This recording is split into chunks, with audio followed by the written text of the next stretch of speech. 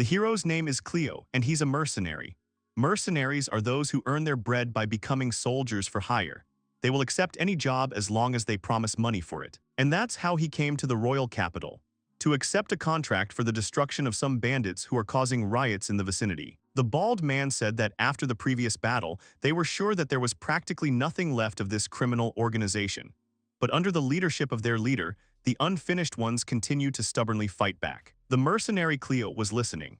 In short, the surviving bandits turned out to be surprisingly strong, and since they did not want to continue losing their own soldiers, they decided to turn to mercenaries instead. The man didn't care how they did it, let them use tactics that they liked. Exceptionally famous mercenaries have gathered here. The request must have come from the kingdom itself. Although they were only tasked with the extermination of bandits, they receive such a reward for killing the leader that they can live carefree for a couple more years.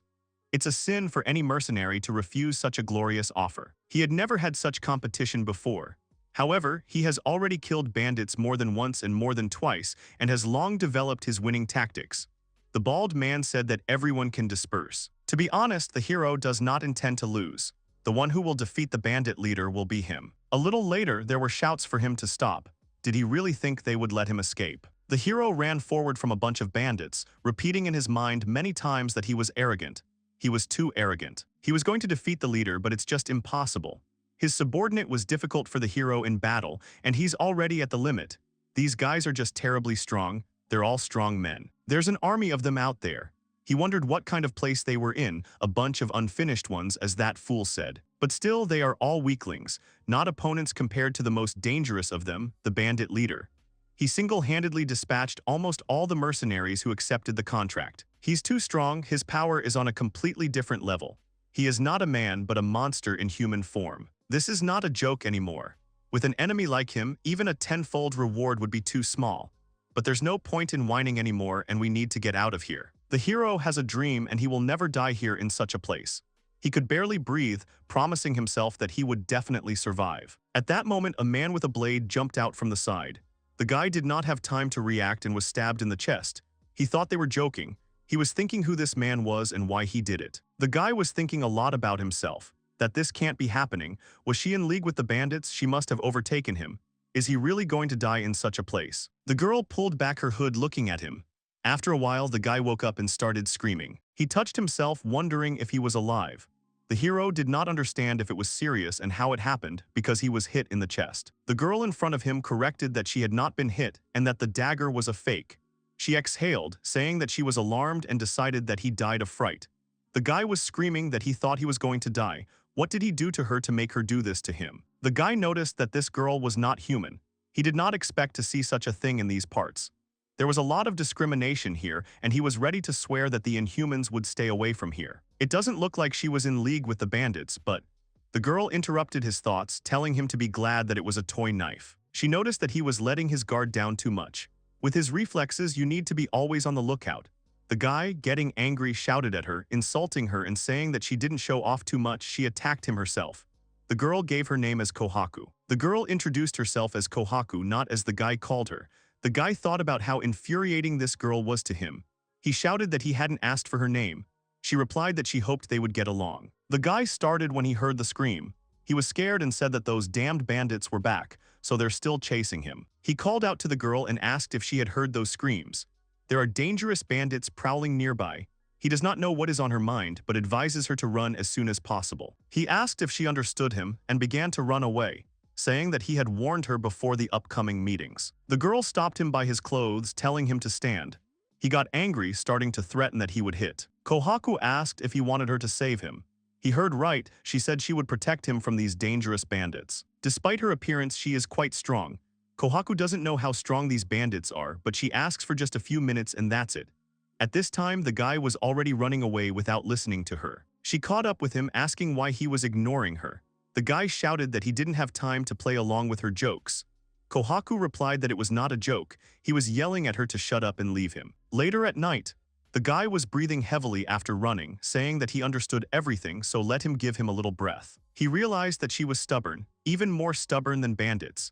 Anyway, they had been running for so long and she didn't care at all. The metabolism of non-humans is a terrible joke. Well, what difference does it make now that he wants to drink and eat? After all, he left his things to escape. The girl handed him the water. She asked if he was thirsty. She told him not to worry, she didn't poison the water. If she wanted to kill him, she would have done it right away. He began to drink greedily while she watched. She held out the food saying that she had some bread left here. She didn't have time to finish telling him not to worry because she hadn't poisoned him. As the guy grabbed him and started eating. The girl watched him in silence. The guy noticed this and called out to her. She shuddered as she turned around. He asked why she was helping him and what she wanted to achieve with it. He immediately said that even if he remained in her debt, he was not going to repay it in any way. The girl asked if she needed a reason to help someone. The hero replied that he still needed it. In any case, he would not have moved without a reward. He was orphaned because of the war and almost lived on sewage alone. In his lifetime, he became convinced that those people who are not close to you and help you for free are more dangerous than others.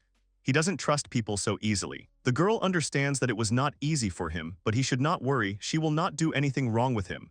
The guy screamed, asking if she had forgotten how she attacked him on the spot. She repeated that it was so that he would be more attentive. He shouted at her to shut up and stop talking nonsense. Thanks for the bread and water, of course, but to be honest, she's pretty suspicious. If she's going to keep following him, then let her honestly say what she's up to. If he doesn't tell her, he'll drive her away, even by force. The girl replied that she wanted him to survive. The hero was surprised to say that he did not understand. Why is she even talking to him like he's going to die? She replied that it was because he was really going to die. The guy screamed that he would not die. The girl looked at him seriously, claiming that this was not the case and he would die. It's going to happen soon, in the near future. She said that she could predict the future and she foresaw his death. He's going to die because it's his destiny. The guy was thinking that he had messed with some kind of abnormal and even terribly dangerous person. The girl started throwing objects at him, and the guy screamed defensively, asking what she was doing. She replied that it was written on his face that he considered her terribly dangerous, and also that she is a hopeless madcap who talks all sorts of nonsense about fate and predictions of the future. The guy screamed that he hadn't developed the idea so deeply, and anyway, what kind of expressive face is this? The girl resentfully said that she was honest with him since he asked. The guy apologized, so he still doesn't understand why she wants him to survive. The girl replied that she would say nothing more, and the guy mentally called her names. The hero sighed and replied that he knew how. At least she's not going to do anything with him yet, is she? She confirmed it. Kohaku will just protect him. Cleo replied that it was fine if he wasn't going to harm him, then let him do what he wanted. She may be weird, but she's not dangerous. Anyway, it's already close to the capital, and there he will say goodbye to her. He sneezed, and she asked if he was okay. The bandits wouldn't have chased them that far anyway, so it's not worth waiting any longer.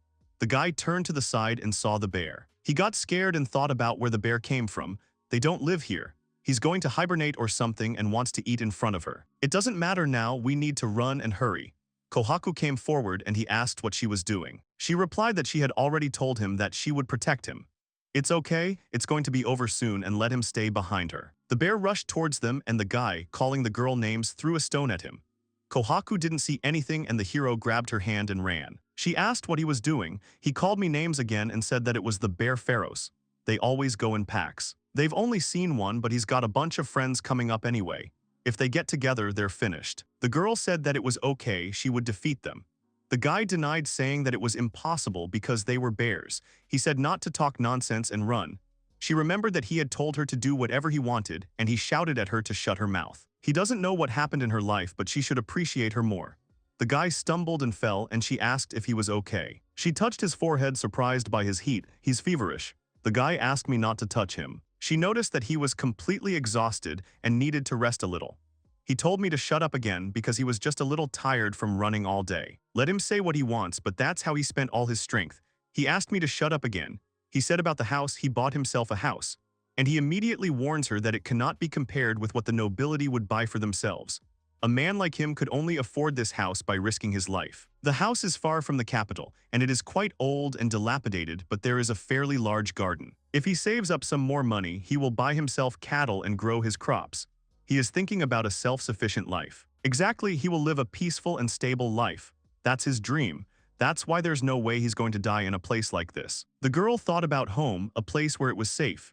She caught up with the guy, saying that his house sounds good. She said she was going to live with him, and he screamed, asking why. She explained that it would be easier to protect him that way, and she thought it would be much safer than wandering around. She asked if he had any rooms available, but he replied that he did not. He asked when she would leave him alone. He would say goodbye to her as soon as they reached the royal capital. Kohak is very sorry because he won't make it.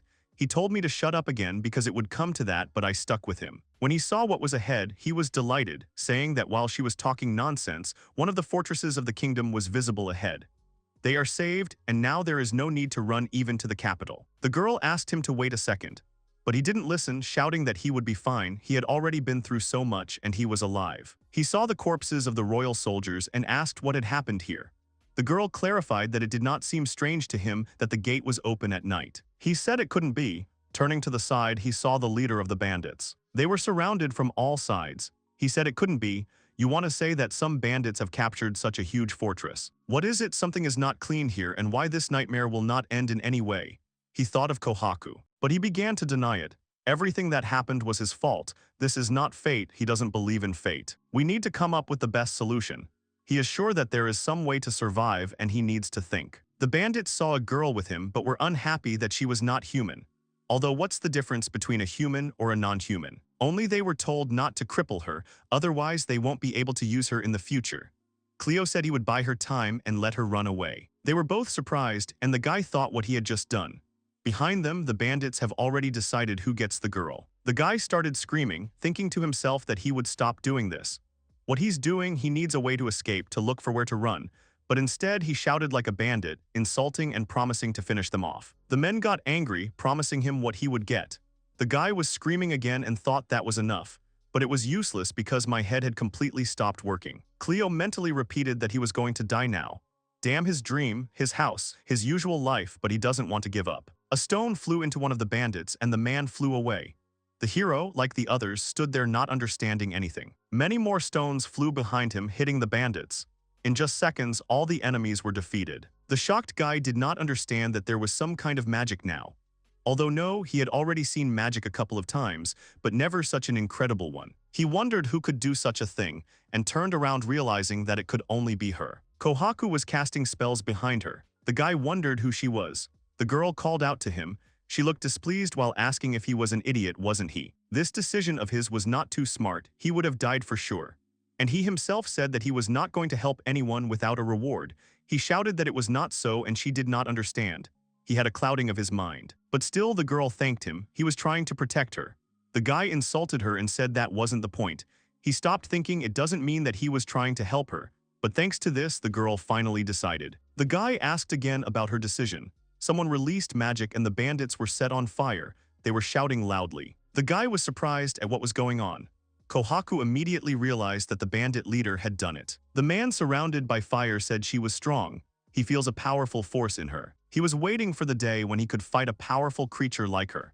The hero was shaking when he saw the leader, to think that he would do such a thing. Kohaku told Cleo that it was dangerous here, so he needed to move away. She will quickly put an end to everything. The guy stuttered and asked her to stop.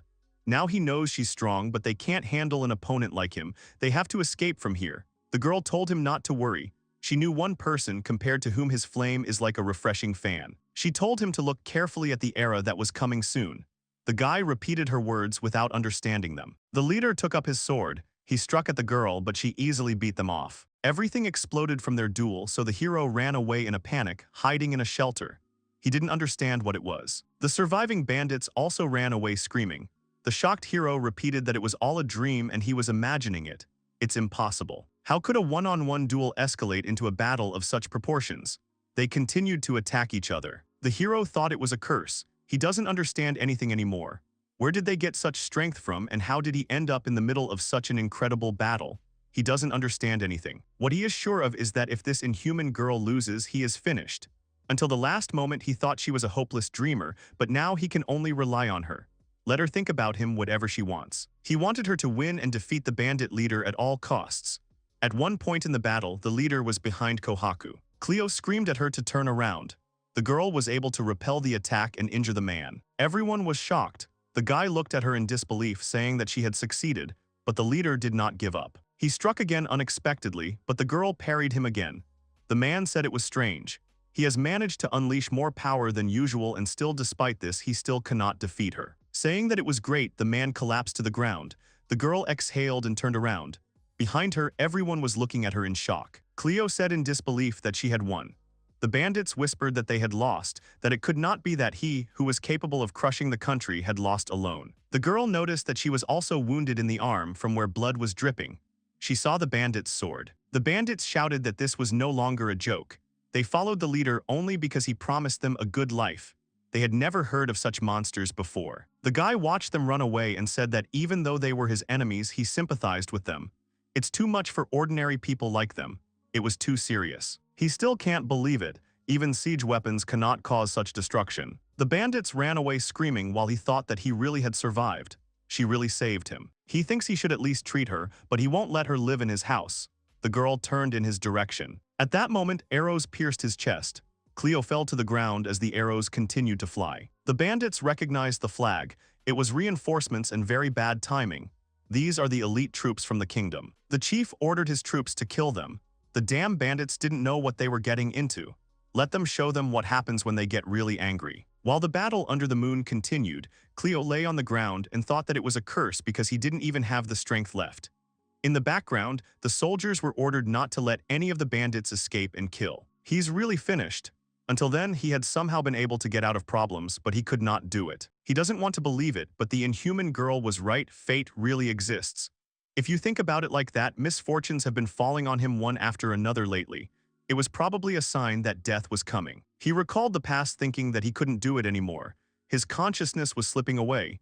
He doesn't want to die. He doesn't want to die yet. He doesn't want to die. The girl looked at him, saying that even though the threat had disappeared, she did not expect him to die like this. That's why she told him that he was letting his guard down too much. She's joking. To be honest, she already knew that this could not be avoided. No matter how careful he was. Even if she had blocked him from the arrows, he would have just died because of something else. That's what fate is. She tried to defy her, but it was useless. No matter how much she predicted the future, she couldn't change the fate of even a single person. But still, she was right to follow him. They didn't spend much time together, but it was enough to roughly understand what kind of person he was. The battle continued. The soldiers felt the earthquake again. They shouted to everyone to be careful because the tremors are quite powerful. The soldiers did not understand what was happening and shouted at each other to retreat. Kohaku told the guy that he was a ray of hope that she had finally found. A faint ray of hope. Surely it's all in vain. She probably won't change anything. The girl's magic began to envelop the guy's body. But still, she thought she should entrust everything to this ray of hope. Her magic illuminated everything. His destined death cannot be changed. In that case, she will resurrect him after this death. She gives him her life. A flash lit up everything around and the soldiers and bandits watched. The girl repeated the name Cleo Verndio and asked to change the future that she predicted. In fact, he didn't expect much. A boy on the side was calling for Cleo, asking why he was stuck. If they don't hurry up, they'll be yelled at again. The second guy complained that he was already hungry. Cleo said nothing in displeasure, looking ahead. One of the children, looking at the sky where many stars were visible, shouted in surprise that she had flown by. The second, noticing this, also shouted that it was true. A bright streak was visible in the night sky where many stars shone. One of the children screamed that it was a shooting star. The second one noticed that another one had flown by. Cleo shouted his wish that he wanted to eat meat to the brim. Next, he wished to eat and bread to the brim. One of the children shouted admiringly at Cleo to take a look. The child with the scar on his eye opened one eye and looked ahead. The guy looked at the night sky in shock and shuddered. He cried out in surprise when he saw that the night surface was covered with many shooting stars that looked like rain. The kids were screaming about how cool it was. The second child asked if it was called a meteor shower. Cleo looked in their direction and called them stupid, said that enough talking and you need to make wishes. Cleo, clasping his hands in a gesture of prayer, tightly closed his eyes and began to ask the shooting stars for meat, bread, and gold. And I repeated it several times. He just wanted to live a normal life. Therefore, more than once and more than twice, I asked the shooting stars for food and gold. The grown-up Cleo opened his eyes, sleepily looking up. His face was tired enough. After sitting down, the guy yawned and stretched after waking up, stretching his body. He feels like he's been asleep for ages. He looked ahead and was surprised. His face was emotionless despite his surprise. Cleo asked where he was. His bed was in the middle of an altar-like podium. It was a ruined room in the walls of which there were statues destroyed by time or battles. The columns in the room were destroyed to the ground. He looked at the statues, which were also not in the best condition. Some of them still had stone heads and had only small chips and fractures. Others were left without them at all, being destroyed. Vines have grown over the walls. He looked away in confusion, saying that he did not remember being brought to such a place. He was surprised to ask himself if he had had a drink yesterday. The guy looked at his hand, in which he was clutching a piece of stone, and thought about what was happening. Suddenly, his eyes widened in shock. Stop, now he remembered. He was hunting some bandits. More precisely, from his memories, he ran as fast as he could in a panic from the armed huge men who were catching up with him behind. The guy widened his eyes in panic and started screaming. It was as if for some reason he was terribly unlucky that day, and in the end arrows pierced his chest and he died. The guy immediately lowered his head down in a panic. Cleo began to feel his chest with his hands, running them over the shirt on his body. He said, confused, that well, or he didn't die. He's alive. He was sitting in the lotus position, continuing to examine himself. In his memories, he thought of a young girl who looked like a human, but was different in that she had ears like an animal. He looked ahead in surprise and absently mentioned that non-human girl. He asked if she had saved him. After that, he answered himself that no, it was definitely her. By the way, about her, she is not visible at all, and where she could have gone. In front of him, there was only a door that led out of the destroyed room. He was alone. He remembered from the past how the girl had magically wrapped him in some kind of bubble and said that she would give him her life. Clutching his head and closing his eyes, he said that it seemed that before he lost consciousness, she said something like this. He abruptly opened his eyes, looking ahead, scared and shocked at the same time. He wondered if she really was. Before he could finish, assuming the worst, the same girl appeared in front of him from a large crevice that was in the wall of the room. The girl, noticing him, said that it looked like he had woken up. The guy looked at her in surprise and took his hand away from his head. He looked confused when he saw her alive in front of him. The girl calmly exhaled, saying that it was like a stone from the soul. He worried her and didn't want to wake up at all. She looked friendly and untroubled by anything. She quickly ran closer to the hero, asking if he was feeling well, and there were no strange sensations anywhere in his body. The guy, frightened, began to make sounds in surprise and asked her to stop. The girl mumbled questioningly and called out to him, asking if he even remembered who she was. The guy in front of her was shaking all over, looking at her fearfully as if at a ghost. He continued to tremble and said that it was a face, a voice, and hair. It can't be her. He shouted that she was the inhuman girl. Looking at him, she corrected his words that she was not a non-human girl but a kohaku. The guy looked at her with wide eyes and asked in surprise, stuttering from shock, what happened to her body. The girl raised her hands, looking at how her clothes had become many times larger in size. She understood what he was talking about and replied that something had happened, and as a result she had shrunk in size. The guy screamed from what? Putting her hand to her face, she looked up thoughtfully and said that she had defeated a couple of other attackers. Then she destroyed the rubble and tried to wake him up with all her might. The guy screamed, and what of this could reduce her in size? She said that whether he sees her is special. When she spends too much mana, this happens to her. The guy exclaimed in surprise that yes, special is an understatement. He was thinking that she was an oddball, as she always was. He's worried for no reason, but she's kind of acting like her usual self. The guy continued to look at her excitedly. Kohaku said that it doesn't matter now, they need to get away from here as soon as possible. The guy looked at her in surprise and repeated her words, asking about the need to run. At that moment, everything began to shake. Stones from the collapsing ceiling began to break off and crumble down from the vibrations that passed through the entire huge room. The guy stuttered in fright and shouted, asking which one. The girl turned in his direction, explaining that a war was raging outside. The guy screamed again, asking about the war. Kohaku thinks it's only going to get worse, so they need to escape before they get involved in it. The light that penetrated from the cracks in the dome of the building illuminated the room from the inside with bright rays. The girl went to the crack in the wall from which she came and reminded that she had to hurry. Getting up, the guy followed her in confusion, agreeing with the girl. When they went outside, they could see mountain ranges and a huge forest. A huge palace towered in the distance, from which black smoke rose into the air in a huge stream. The guy looked forward in shock, seeing that the royal capital was on fire. While he was sleeping, everything went wrong. The guy began to groan and asked the girl that he had not been to these lands before, had he? Kohaku confirmed this and added that they were in the neighboring province of Kogled. The guy asked about the time and asked why she brought him here. Then it became clear to him. Discrimination was rampant where he lived. Maybe she went here because it was hard to stay there. Well, now the war has broken out altogether. It means that she took him with her to such a far place. The guy turned to the girl who was stroking the big monster at that moment. Kohaku turned to him and asked why he was frozen in place, and told him to get in faster. The guy ran to the cart. She wondered if this girl had been courting him all this time. The hungry guy ate with a huge appetite. She told him that it was not necessary to talk about everything so that he would know.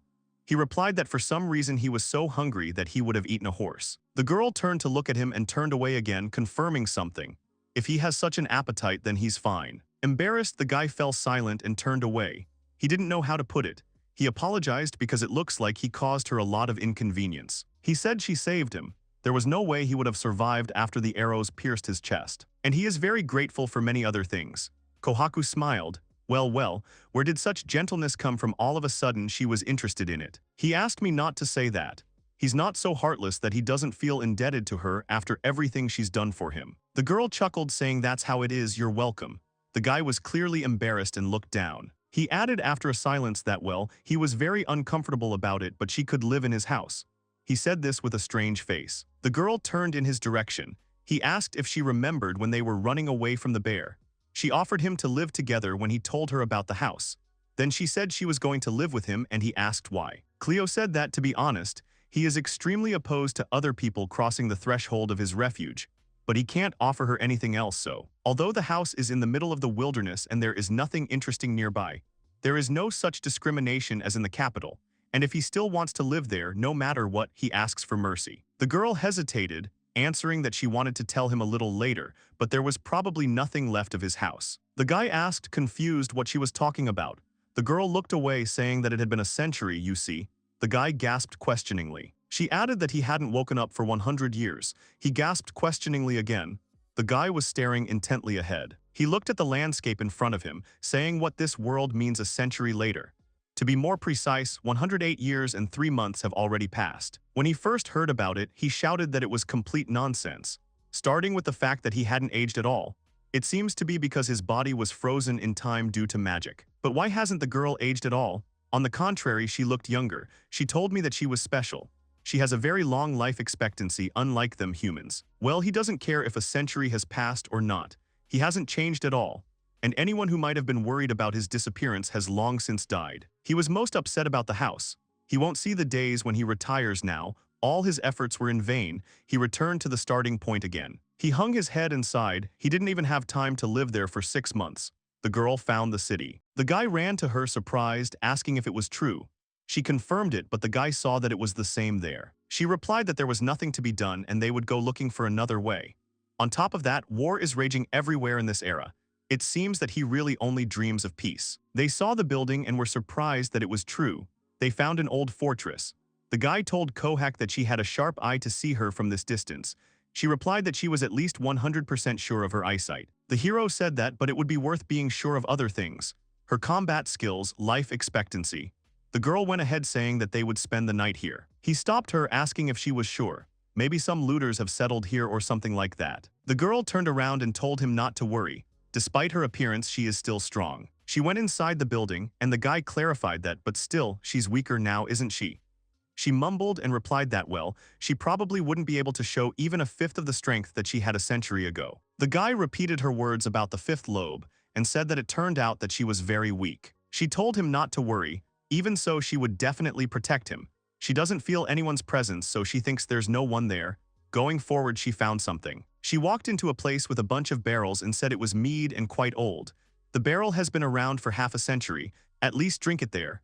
Moonshine, probably. The guy called out to Kohaka, and she turned around with a questioning mumble. He asked with a serious face what he needed to do. The girl did not understand his question. Therefore, the guy clarified that to express his gratitude. He has lost everything, including his house, so he can only follow her instructions. He thinks she's helping him for a reason, and he asked if she had any important purpose. She noticed that he still had a sense of duty, but he just doesn't want to owe her anything, that's all. So he asked me to tell him he would really do anything for her, so the girl interrupted him, telling him to survive at all costs. The guy was indignant, saying that he had already heard this. Everything Kohaku wants can be expressed with just this phrase. And Cleo tells her that she wants to hear something more specific. For example, the reason she wants him to survive so badly. The guy got upset, saying it didn't matter anymore. He thinks she would have offered him something grandiose like stop the war or save the world.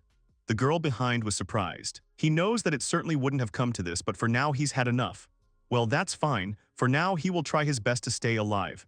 The girl agreed, saying to take it seriously. A little later, the guy said that still, if you think about it, survival in this war-torn world promises to be quite stressful, doesn't it? If this goes on, it will hardly be possible to hope that there are still peaceful lands somewhere.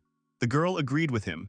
She entrusted him with a rather difficult task. You will need gold to survive. Since the whole world is fighting among themselves, it's fashionable for mercenaries to go back to him. The girl got angry, asking if he was dumb. The guy, getting angry, asked who she called stupid. She continued to bicker because she had told him to stay alive, so why would he put himself in danger? He was indignant, saying that, well, not very many professions are in demand now. He told her not to worry. No matter how he looked, he had been a professional mercenary for 10 years in a row, did she know? If things get bad, he immediately leaves quickly. He promises her that he will not act rashly. Then the girl clarified, what if she told him that now a bunch of people like that bandit leader are fighting on the battlefield? The guy gasped in shock. He called out to her, asking what she even wanted to say. She asked to be allowed to explain and asked for a second. She returned holding the object in her hands and asked if he knew what it was. The correct answer is the weapon used by the bandit leader. The guy was surprised that she had appropriated it for herself. In truth, this is not an ordinary weapon. He was forged a long time ago, and it is said that if the sword and its owner fit each other, he is able to bestow unprecedented strength, which the owner will be able to surpass even 1,000 soldiers. The guy asked her in surprise, so that unusual power of the bandit leader was due to this sword. When she said that a lot of people like the bandit leader are involved in the battles, she meant that there are many similar weapons that have fallen into the hands of the belligerents. One warrior destroyed the castle's impregnable gates with a single blow. The other chopped up the enemies with lightning speed. And the third called for a huge hurricane that scattered a large army in all directions. People call the wars of this era by the names of these special weapons. Wars of Unknown Swords. The guy repeated the Wars of Unknown Swords in horror. Kohaku said that there are other names in the annals. They are sometimes called holy or magic swords. The guy didn't understand what kind of nonsense it was. What kind of era is this? The girl summed up that, in general, the mortality rate among mercenaries is completely incomparable to what it was a century ago. But he can survive even without money because the mercenaries. The guy interrupted her, asking her to wait. He reached for the sword in her hands, telling her to give it to him for a second. He looked like a madman at the weapon, saying that eyes for an eye and an unknown sword for an unknown sword. So if he has the same power as them, then the problem is gone, isn't it? The guy looked at the sword enthusiastically, saying that he would earn a fortune with it. The guy screamed, swinging his sword. Nothing happened, and the girl asked that nothing was coming out. The guy replied that it looked like it. The guy shouted in frustration, which means he is not compatible with the sword. He's just a jerk. The girl calmed him down, telling him not to worry. She's not compatible with him either, so he shouldn't be so upset. It seems that the unknown swords are compatible with completely different people. So she is sure that one day an unknown sword will surface that will suit him. The guy turned around and looked at her strangely. She asked him if something was wrong. He asked if she had a card, and she replied that of course. He apologized and asked for a second. Cleo silently looked at the map and then asked how she thought this old fortress would remain unoccupied. She replied that she probably did. And these glasses with mead don't look like they were brought here recently, so I guess the fortress has been abandoned for a long time. The guy thought about mead. He held the glass in his hand, silently looking ahead. The hero began to walk around the fortress looking at its rooms. Standing in place, he was silent, and the girl asked, calling out to him, what he was thinking so hard about. He asked her to listen and asked, looking at her, why they should not settle in this fortress. Since there's war everywhere, he thinks they'll be safer here. They'll grow crops and all that, they will be self-sufficient. Kohaku thinks it's a good idea. To be honest, she was thinking the same thing, had he been thinking about it all this time. He said no, he had another idea. In order to definitely survive in this era, he thinks that he still has to find himself an incredible sword that he can use. Kohaku asked if he would go in search of the sword after all. He is convinced that by doing this they will make their construction of the fortress meaningless, so they will wait. He suggested opening a tavern. Arrange a tavern for travelers near the highway and wait until the owners of unknown swords come here themselves. The girl repeated about the tavern, and the guy stopped her, saying, wait, he understands everything. She wants to say that this is some kind of absurdity. But as she sees it, they have stumbled upon a whole sea of mead. They have no reason not to cash in on it. Besides, this good-aged mead tastes like heaven in a bottle. If everything is successfully turned around, they will also earn good money. He knows from experience that he is a former mercenary. They're all terribly grateful to the taverns in the backwoods. In fact, their target is warriors from neighboring lands. They will drink them at a price slightly higher than the market price. Now there is a war everywhere, and he is sure that the demand will be serious. He asked her what she thought, so they will be able to search for unknown swords and earn money. In the worst case, if they do not stumble upon unknown swords, then at least they will earn, so the situation is a win-win. The girl understood. The tavern means for travelers. She hadn't thought of that. He asked if she agreed that it was worth a try. Kohaku was silent thinking and then said that it didn't sound bad. She only has one question. If an unknown sword compatible with him appears, how does he intend to get it? He replied that he would have time to think about it over time. She replied that it was clear to her, so he was hopeless. But well, she thinks his optimism is wonderful. He is a little naive, but she likes such character traits. Besides, running an institution sounds like a lot of fun. The guy laughed, saying that now that they had decided on a goal, he was all on edge. Once they got down to business, he would try his best. He shouted that it was time to get to work. They will create the greatest tavern on the entire continent. Kohaku told him not to overwork himself to death. They were working on the land, and Cleo said it was great and that would be enough for now. The girl agreed, because if they plowed even more, they would not be able to cope with such a volume of work. Open a tavern and find unknown swords. To achieve both of the goals they set for themselves. First, they had to get a solid foothold under them. So the first thing they did was plow their field. The world is mired in wars. Right now, nothing is more important than a stable food source. This simply cannot be ignored, but the guy was wondering if he would grow anything here. He's a little worried. Koharu said that everything was fine. Although the soil here is very sad, they will somehow cope. On one side, there were Tedamino tomatoes with red carrots. In the other, chili beans and borin cabbage.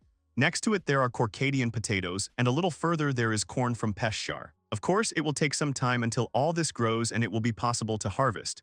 Tomatoes will take 20 days to ripen and they can be eaten. The guy was pleased with what a magnificent vegetable garden came out.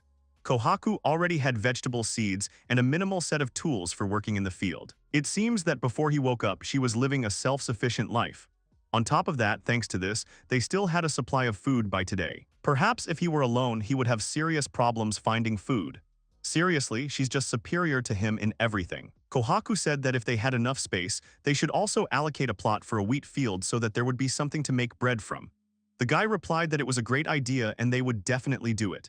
Anyway, since they are tightly engaged in farming, there should be no problems with food. However, there was another question before them, of paramount importance which we had to solve. The guy looked surprised, asking if this was really all that was left. He scored so much yesterday. The question is about the water. A lot of water is used for watering, especially with a field like theirs. And tomorrow they'll use up everything that's left. The guy resigned himself. What can you do here? He's going to start typing again tomorrow. It's not like they had nowhere to get water. That's just the way to the nearest water source is tediously long. 4 hours of walking, not counting the way back. 4 hours even if you leave in the morning. When you return, the sun will already be setting. The girl said it was inconvenient. The guy agrees, and besides, it's dangerous in the first place. Kohaku summed up that these are the consequences of the war. This is no longer the group of robbers that they had noticed before. They are bred here like mosquitoes. Well, it's better than if they join together in a huge clan. Let them kill each other. Maybe one day it will all end there. The guy said it was very likely that they could be dragged into some kind of war. So the distance to the nearest source is a serious matter. Kohaku suggested that if so, she could move closer to the water source. But the guy said that's not an option. He is quite happy with a place where there is nothing in the area.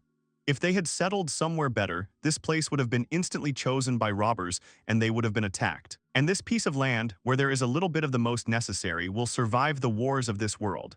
And personally, Cleo, it seems that this place suits them best. And the guy likes the fortress. Looks like you're going to have to work hard, they can only tolerate it. The guy offered to go back already. However, he is still worried that there is no water source nearby. The guy was grunting and doing something, and Kohaku came up and asked what he was doing. He was digging a well and looking for underground currents. They don't need much, so he thinks, or maybe they can get water right here. The girl chuckled. She wondered if there were any underground currents at all. But he had no idea. But when he was inspecting the old fortress, he noticed that there were drains everywhere. These are aqueducts. He probably thinks they were built when people lived here so that they could easily get water. And if there are no rivers nearby, then it is very likely that no underground currents were involved. She asked if he thought that this fortress could have been abandoned because these currents had dried up. He replied that it was possible, but they also could not know the opposite for sure. But he still has nothing to do. He wants to try everything he can. He doesn't want to regret later that he didn't do something from the very beginning. It became clear to the girl. Well, then it's really worth doing. She asked if he wanted her to try to punch a hole with magic. She could instantly make a hole a couple dozen meters deep. He said she shouldn't waste her magic on such a thing. Even in the best case, her strength is still slightly reduced. It's better for her to save it until the moment when she needs to protect herself. And anyways, he can't rely on her in every little thing. Let her give him a little work. The guy freaked out, saying it was useless.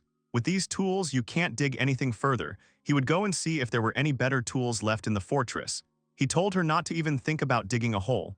The girl agreed. The guy ended up in an old fortress on the first basement floor. There was nothing to be seen, and he thought maybe there would be something like an ice axe. But the truth is, they still need so much more. We need a bow and arrow for hunting. He could use a rope and a hammer, and there's no furniture here, and he's still wearing the same clothes. When winter comes, you will need to take measures against the cold. If they don't solve all these issues. He was directly reminded of the days when he had not yet entered the orphanage. It was hard then. The guy spat, saying that now is not the time to feel sorry for himself because he needs to look for tools. He turned his attention away. There's a strange wall there. The hero cried out in surprise and called Kohaka, telling her to come to him. They were looking at a huge staircase that was so long and dark that there was no end in sight. The girl was surprised that the cellar goes even deeper. At first, the guy thought it was just a shadow from the rubble of stones and there was a staircase. He offered to go and see. He was looking forward to it and she understood him. It would be great if there was a mountain of treasure there. They would have solved a lot of problems in one fell swoop. The girl noticed that such luck does not happen often. He asked if she knew that there was a lucky man in the world who had been resurrected a century after his chest was pierced. The girl said that a terrible monster might be sealed there. The guy asked her to stop, because if she says so, it's not hard to believe. The girl screamed sharply and the guy was scared. He got angry, saying that she had found time for childish jokes, and she laughingly apologized. She asked that he was relaxed, wasn't he? They don't know what awaits them downstairs, so it's better to prepare in advance. He angrily replied that he knew. The guy was glad that he finally saw the last steps. The stairs went much deeper than they thought. Now he is filled with hope. He was surprised to look ahead. There was a sword in front of them. The girl asked what he was doing here. The guy mentioned that he was weird, but it's in good condition considering it was abandoned here. Is this really it? Looking at each other, they both said at the same time that it could be an unknown sword. If it's really an unknown sword, then they're terribly lucky, aren't they? For some reason, it seems to him that he has found his unknown sword. He was screaming. Puffing, he tried to get it out. It didn't work out for him. He's stuck so deep that he can't get it out at all. Rolling up her sleeves, the girl decided to try it too. She's not very confident in her strength, but she's going to be stronger than Cleo. The guy said to watch so that she didn't pull her hand. Counting to 2, the girl began to pull, and liquid began to flow out from under the sword. Magic began to flow around Kohaku. The guy looked at it in shock, realizing that it was water. He was glad because it was an unknown sword after all. That leader's sword was shooting flames, and this one is letting out water. He asked if she wasn't happy. It's an unknown sword compatible with it. The girl did not answer very happily, which seemed to be the case. It became clear to the guy. This means that these drains everywhere were indeed aqueducts, and this unknown sword was the source of water. The guy laughed, saying that they had succeeded. Their water issue has been resolved. The water kept rising, and the guy told the girl that he already understood everything and she could calm down and stop the water. The girl replied that she was not stopping. It seems to flow out by itself. The guy panicked, saying that it was because she was holding him in her hands and she needed to let go of the sword. She replied that she couldn't. He has some incredible power. She feels as if mana is being sucked out of her. Her body doesn't obey her. She asked him to wait because she thinks she can let him go now. He shouted that time was running out and she needed to hold on. He was trying to help disconnect. They fell and he was glad that he was able to separate them. The water flow increased and he did not understand how. The girl began to drown and tell him to run away as soon as possible. The flow increased and he grabbed her in his arms as he ran away. He climbed the stairs with her in his arms and screamed as the water behind them quickly caught up with them. As a result, water gushed out of all the cracks of the container fortress in a large fountain. The two of them were washed out. Lying down, the guy said that they had escaped. He noticed that they were having a new trouble. The girl realized that unknown swords are capable of such things. Cleo asked if she was okay. She replied that she did, but she used up a lot of mana. But she has nowhere to shrink, so he doesn't have to worry. He asked if it was normal at all. Kohaku said that was fine, but now they had easily solved the issue of water. The guy agreed, but if possible, I would like to take with me an unknown sword that creates water. Speaking of which, he remembered. He noticed how the animals began to frolic in the water and asked if she didn't think they had a very good place now. The girl laughed, answering that if the robbers found him, they would definitely attack them. The guy replied that it wasn't funny. By the time the tomatoes in their garden were ripe at the highway, a half-hour cart ride from the old fortress. The girl is glad that they have finally finished. The guy imagines it in a different way, more like a shack than a tavern. Kohaku believes that it's okay, it just came out first level. They will work on it properly and it will be fine. Their tavern was built. So far, only alcohol and water will be sold. And when their relations with the beds get a little better, they will be able to feed them. In these lands, water is priceless, so she thinks that at least for her sake people will come in. The girl was pleased to say that it was necessary to prepare more mugs with plates and gradually determine the prices. The guy noticed that she really likes it all, as he sees it. She replied that she liked it, but didn't he? He once said without enthusiasm that he liked it, of course. It's just kind of exciting for Cleo to see their plan come to life. To tell the truth, even though he offered to open a tavern himself, he thought that maybe it's not worth opening such an institution at all now. He was tormented by doubts. Let's just say things were even worse with public order than he thought, and bandits were running everywhere. And for the fact that the old fortress, which has become the best possible home for them now, can be found by robbers, he was very worried. After the incident with Kohaku and the water source, she lost some of her magic power again. If they are attacked by the wielders of unknown swords, they will definitely not be able to fight back. In other words, he was thinking about giving up on the tavern business.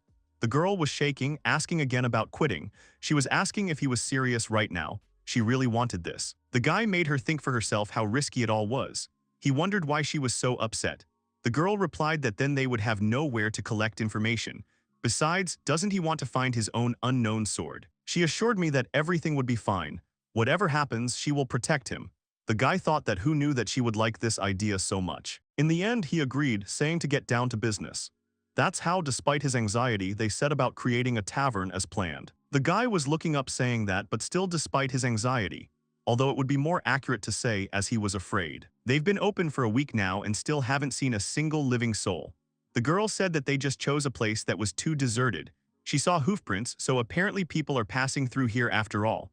Perhaps the timing was wrong. Still, even though they achieved their goal, they were too hasty with their idea. They still have to work in the field and do repairs, but they wasted their time. The girl said that maybe everything is fine. If you only do what you work, you can drive yourself into the grave. She closed her eyes, saying that such moments would not hurt either. Cleo looked at her and replied that it was for sure. That's not bad either. It's been almost a month since N woke up in this era. How quickly time flies. If you think about it, he never asked about anything. He didn't ask where she was from, whether she has relatives or friends. Why did she decide to help him and what is her goal? Before that, he kept a distance between them because he didn't want to get involved in anything. Maybe it's time to ask. The guy turned to her, asking her to listen to him. But at that moment, the girl turned her attention to the side, saying that someone was heading towards them. The guy saw it, saying it was true. It could be a client, but the girl noted that it could be a bandit. But he doesn't care about anyone anymore, although no such thing is necessary. Anyway, we need to lure him in and then they will serve him. She can rely on him. To be honest, he once worked part-time at a tavern. He won't miss a client for anything. In front of them was the Knight of the Kingdom of Gardo Safia. The girl insulted them and asked who gave them permission to open their shop. They are located in the territory of the Gardo Kingdom. The guy thought that it looked like they were in for bigger problems than robbers now. The guy asked about the shop and said he didn't understand what it was about. The girl told me not to lie to her. Safia said there was a road sign pointing to the tavern 15 minutes away. The guy was surprised, asking if she was serious. He turned to Kohaka, asking when she had just managed. She explained that she had found a suitable board and made it. Yes, she has provided for everything. Safia screamed, pointing at them and asking if they were listening to her at all. They're riffraff breaking the law. The guy apologized and said that he was left homeless because of the war and ended up here. He thought that in such a wilderness, this land did not belong to anyone. Kohaku asked if the Gardo Kingdom was a small country to the west of here. The guy asked what she was like. The knight said they didn't know. The Gardo Kingdom had won the previous war and their possessions had expanded significantly. Someone screamed, saying that it couldn't be true. In times of war, everything changes so quickly. Safia said they could turn a blind eye to opening an establishment without permission. However, they must leave this area immediately. Kohaku asked if they were evicting them. Cleo summed it up by saying that, in general, all they needed was to get the permission of the Gardo Kingdom. He said they would get this permit and open their tavern without any scruples. They will go to the kingdom tomorrow, and today the knight will have to endure not spending the night in the open air. Safia replied that she understood, however, she would take the non-human girl with her. The guy, surprised, asked what it was. The knight said that she was guilty of trespassing. In their kingdom, there is a ban on entry for inhumans. Therefore, she must go to jail before they receive further orders. The guy got angry, saying that she was an infection. He's not going to be nice to her anymore. He didn't give a damn that they had a war here. The knight asked how he was behaving with her and whether to throw him into prison too. The guy replied that she could try. He will throw and throw if he can. He called her a walking dung. Safia got angry, asking if she was a walking dung. He calls her the night manure to her face. The guy changed his mind, saying that no, manure is too flattering for her. At least the manure is good for fertilizer. She is worse than dung, an evil and good-for-nothing knight. The knights shouted, asking how dare he be rude. The girl told them to stand where they were. She will personally deal with this brute. Cleo asked me not to make him laugh. He has 10 years of a mercenary career under his belt. Kohaku called Cleo, but he told her not to talk him out of it. He can't stand people who are stupefied by the authorities and look down on everyone. Safia seemed to be preparing for him, and he attacked. They started fighting. Cleo teased her that she could only talk. She's practically powerless with her sword. The girl noticed that it seemed that this would not be enough. If that's the case, then he needs more. She hit him again, and the guy jumped back in surprise. There's a streak left on the ground. He did not believe that she also wielded an unknown sword. Kohaku called him names, asking why it couldn't be. This was to be expected. The guy asked her not to call names. Of course, she wields an unknown sword, but she doesn't terrify him like that bandit leader once did. She also doesn't use it so well, and it seems to him that she doesn't have a sword at all. Safia shouted at him to attack. She screamed for him to receive the power of her unknown sword. The guy dodged and was able to get closer, holding the sword up to her face. Cleo chuckled as the others watched, shocked. The soldiers were calling the commander. He knew she was weak at all. No one would so obediently go head-on to such an attack. She hadn't thought about what would happen if he dodged. If so, even the bandits he had fought in the past were stronger than her. He asked what they do when they lose a duel. The loser dies or obeys the winner in everything. It was the way of the mercenaries. What will she choose? Although, however, the hero hopes that she will just run home in fright. She said she hadn't lost yet. The guy noticed that she did not know how to admit defeat. She took the sword, saying that the fight had just begun. The magic became much more powerful, and Cleo and Kohaku were scared. Great power was coming out of the sword. The guy ran away, shouting that she suddenly became an order of magnitude scarier. Kohaku said he was too arrogant. The knight went crazy, asking how he was. The knights began to retreat in the same way, fearing that she would touch them as well. With one blow, she demolished their tavern, and Kohaki looked at it with her mouth open in shock. The guy realized that she was dangerous after all. She just blindly hit with this technique. But this is their chance to escape while they can.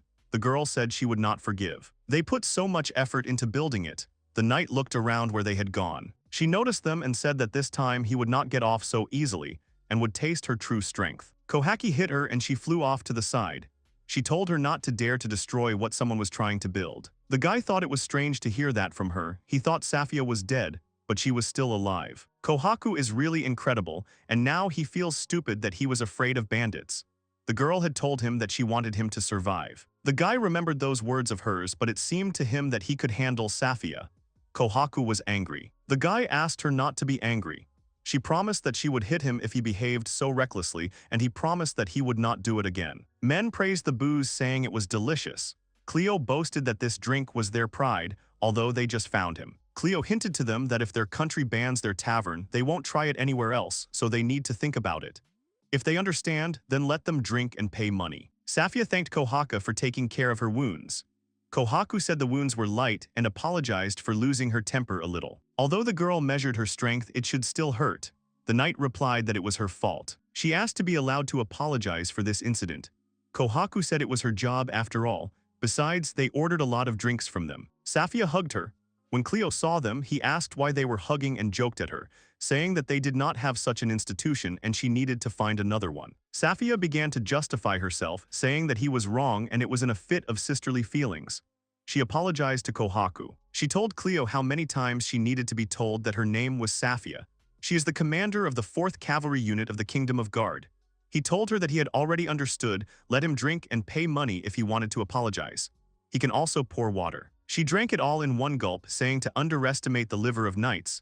She would show him the depth of her apologies. She told him to pour more. Night fell, the girl got drunk and started talking about the fact that the country has increased and the laws have become stricter. She complained that because she could use an unknown sword, she was already appointed a squad leader at that age. It's an honor, but everyone looks with prejudice and the responsibility is great. It's just a nightmare. She works day after day and no one will even praise her. She tries so hard, but no one will admit it.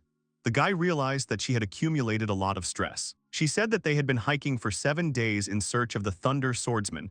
She even climbed into such a hole without really resting. She wants to go home. Cleo asked who the swordsman was. The girl was surprised that he had not heard about this case. 10 days ago, a wandering swordsman appeared in their country.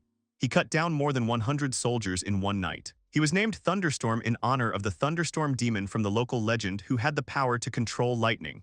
Like a demon, this swordsman wears horns and wields lightning bolts, which is why he was nicknamed so. Such swordsmanship, and at the same time, the power of thunderstorms are very unusual for these places. Neither ordinary soldiers nor troops of warriors with unknown swords were able to catch him. Whether he's a spy for their other country or just a maniac, he's terrifyingly strong. Cleo said it looked more like a local horror story than a highwayman. Safia's task is to find out the truth. They were sent to the area to catch him, but in the end they could not find a single clue. The girl started shaking and Cleo thought she was throwing up. The girl started crying, saying that if they come back like that, everyone will mock them. She doesn't want to go home now. Cleo remembered that she had just been whining that she wanted to go home. She asked for more and the guy told her to stop. In the morning, Safia apologized. She always starts whining when she gets drunk. She's a bit of a bad drinking buddy. The hero said that a little is an understatement. Kohaku was grateful that they had drunk so much and there was no need to worry. Cleo replied that it would actually be worth it. Safia told them that they shouldn't worry about the tavern, she will decide everything. As she left, she said goodbye to them, apologizing once again for the trouble. Kohaku asked me to take care of myself. Cleo shouted after her so that she wouldn't get too crazy and come back. He would listen to her whining again. Safia bowed to him. The guy was asking if she was going to be okay. Kohaku thought so. They went to the fortress. The guy is terribly tired. Kohaku said that everything was fine, they have earned and they will get a license. But the guy was worried about the story of the swordsman. He is terrified that so many people are being killed off the battlefield in order to get wanted. Kohaku has wasted her strength and you should not rely on them. It's time to think about protection. They were thinking about protection options like mercenaries or walls and traps. They need to think carefully because you can't spend money indiscriminately. And now they need to go to the field. The girl called out to Cleo, telling him to stand. She looked at the fortress and said that someone was there. He asked if it was serious. Maybe it's a thunder swordsman. She felt that there were several of them and told him to be careful. Behind him was a man in a mask and with a blade. The hero screamed. The earth was cracking with magic. A stone flew at the man, but he fought back.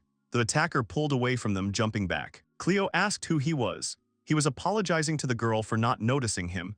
She replied that he reacted well because she didn't even notice him. Perhaps this is his unknown sword. The guy assumed that the sword was hiding the presence. She told him to be careful. They were surrounded and probably the others also had unknown swords. Cleo said that there are a lot of them and if everyone has swords then everything is bad. The girl was comforting him. The guy noticed that they were from a guild of assassins called Three-Eyed Masks. Kohaku asked if he knew them. He said that they were wearing exactly the same masks 100 years ago. There are many killer guilds and they are the most monstrous. Becoming their goal is no longer possible to escape. No matter how much you resist, they will appear one after another until they are killed. They are a very creepy organization and it was considered better not to mess with them. He doesn't understand what they're doing here. A guy appeared behind me. He thought it was the noise, but it was them again. Cleo asked who else it was. He said that if they didn't stop, he would kill everyone. Cleo noticed the horns on his head. Kohaku was watching. The killers went to the guy. He struck all the masked attackers with his lightning bolt. Cleo screamed when he saw the lightning. The lightning swordsman continued to be attacked, but they did not have time to attack him. He quickly and accurately struck everyone who approached him with his lightning bolts from an unknown sword. Cleo squeezed his eyes shut while Kohaku stared intently ahead. All the assassins were hit and lay on the ground. Cleo was shocked. He remembered what Knight Safia had said about the thunder swordsman and understood, it's definitely him. The assassins quickly ran away without continuing the battle. The swordsman clicked, surprised that they still had the strength. He glanced at the couple to the side. The hero was scared that he was looking at them. The swordsman tensed, realizing that Kohaku was strong. He released the lightning bolts again. Cleo screamed that he was in a fighting stance. Kohaku told him to hide because he would have to fight in earnest. Both were already ready to start fighting. They stared at each other intently. The hero began to tremble, and lifting Kohaku in his arms, he shouted for them to stop. The swordsman was surprised. The girl asked what he was doing so it was not convenient to fight. He asked her to calm down. She asked him not to worry, but he wasn't really worried about her. He knew she wouldn't lose, of course. He's worried about their house, they'll blow it up. He shouted at the swordsman asking if he had come here to fight. They lived quietly, there was nothing to disturb them. If he wants to kill, let him go to war. The guy in front of them replied that he wanted to eat. They looked at him questioningly, surprised. The swordsman apologized and asked if they had any food. After a while, he was already sitting down and eating with an appetite. Cleo asked if it was delicious and he replied that it was. He hadn't eaten anything for several days. Cleo was surprised that he was polite. Only the swordsman didn't like vegetables and asked if there was any more meat. Cleo said there was something given and left. He asked Kohaku if he was the only thunder swordsman and the girl was sure of it. But that's not how the hero imagined him. Cleo apologized for feeding him without asking. They will suddenly have enough food and will be rowdy. She told him not to worry because if anything calms him down, she's still stronger than him. Koharu wants to thank and praise Cleo for stopping them, otherwise she would have fought him. He didn't understand why he did it so that they wouldn't tear down their house. It was dangerous to interfere at all and he regrets it. But thanks to this, they only lost a little food. Even if it was an accident, she said it worked well. But Safia was a complete failure yesterday. She wants to say that it is possible to win without a battle, and this may be the best choice and bring results. Now he understood, once he read a strategist and there was something like that. In battle, he is a hindrance, but he can turn on his head. The swordsman continued to eat and asked if it was possible to add soup. Cleo asked me to wait and told me to eat with vegetables. Kohaku said that the swordsman is strong and getting even stronger. The guy agrees with her, he scares him. The girl offered to make friends with him. The guy was against it. He killed a lot of people in the middle of the city, and he's being hunted by a creepy guild. The girl agrees that if he is what they say about him, then it's not worth it, but she thinks that he can become a good ally. Cleo understood that. He thought that he really couldn't put all the responsibility on Kohaka. He went to the guy saying that he would go talk to him and he would go alone. Cleo is used to finding an approach to bullies. Turning around, he saw that the guy was already gone. He heard a sound and turned around asking what it was. The swordsman was sitting by the river. He was looking ahead saying that after all no. Cleo was asking from above what he was doing. The guy said that he wanted to catch a fish. He went with the flow and searched but found none. Cleo explained that it was because she had appeared recently. The hero asked not to do this anymore because terrible things could happen in the river. The guy apologized and the hero thought he was obedient. He asked him to wait. He brought him homemade soap and told him to wash up. The guy didn't want to bother because he would get dirty soon anyway. Cleo insisted anyway, saying to do it while there was an opportunity. The swordsman did not remember the last time he washed. The hero was shocked to see his body. Cleo noticed that the guy was not a man. He wondered if he had been tortured and how he had managed to survive with such wounds. The swordsman apologized and said that he had accidentally stumbled upon a river in the desert. I decided to look for fish and eventually came to them. He wasn't going to bother them. He asked if it was possible to wash clothes and the hero replied that yes. No one uses this river except them. He decided to ask if he was the one who started the showdown in the Kingdom of Guard. The hero described to him what Safia and the formidable swordsman had said. There are rumors about him. The swordsman was remembering that kingdom. The hero does not know what happened there, but he knows that it was worth thinking a little about the consequences. He said that it was probably hard to live with the killers who were being persecuted, and the swordsman agreed with him. Except it wasn't the kingdom that sent the assassins to him. The swordsman said that he had not killed anyone in that kingdom. He thought reinforcements had arrived, but they started killing each other. The hero was surprised and asked why. The swordsman didn't know himself. He quickly escaped. Cleo recalled Sophia's words and realized that the stories didn't add up. Cleo asked who sent the assassins then. The swordsman was silent, and then the hero said that if he did not want to tell, then fine. The swordsman said that he was the owner of the servants' quarter. He ordered it for running away. As a child, he was caught by traitors. Since then, as a swordsman, he fought every day as a gladiator for the amusement of the aristocrats. Cleo said that these are the ones who fight to the death in terrible duels. He asked if he really fought there every day. Now he understood where the wounds came from. It's a miracle he's even alive. The swordsman replied that it was because he had a purpose, and even if his heart was pierced, he could not die. The hero asked what the purpose was. The swordsman with the intimidating face said revenge. This scared the hero a lot. Cleo returned to the girl and sighed. She asked how it went. He said that he was not a maniac to begin with. But still, he said it was impossible. Even if they offer to make friends with him, he will refuse them. There's a big load on it. Cleo felt a terrible thirst for blood in him. She reminded him of how the bandit leader had glared at him back then. The swordsman, having bathed, was walking back, remembering that he was distracted from eating. He wonders if there's still soup left. The guy looked away and widened his eyes in shock. Kohaku asked Cleo that he hadn't offered him friendship after all, had he? The hero replied that it was unrealistic. You can't even move it with a lever. Kohaku insisted that he wouldn't understand until he offered. Cleo admitted that she was right. You can't give up without trying, but he knows that the answer will be no. The girl told him to convince him, and the guy replied that he would try. Cleo said that if a nap and 3 meals a day didn't convince him, then he didn't know. He didn't know where he was again. He found it by the barrels.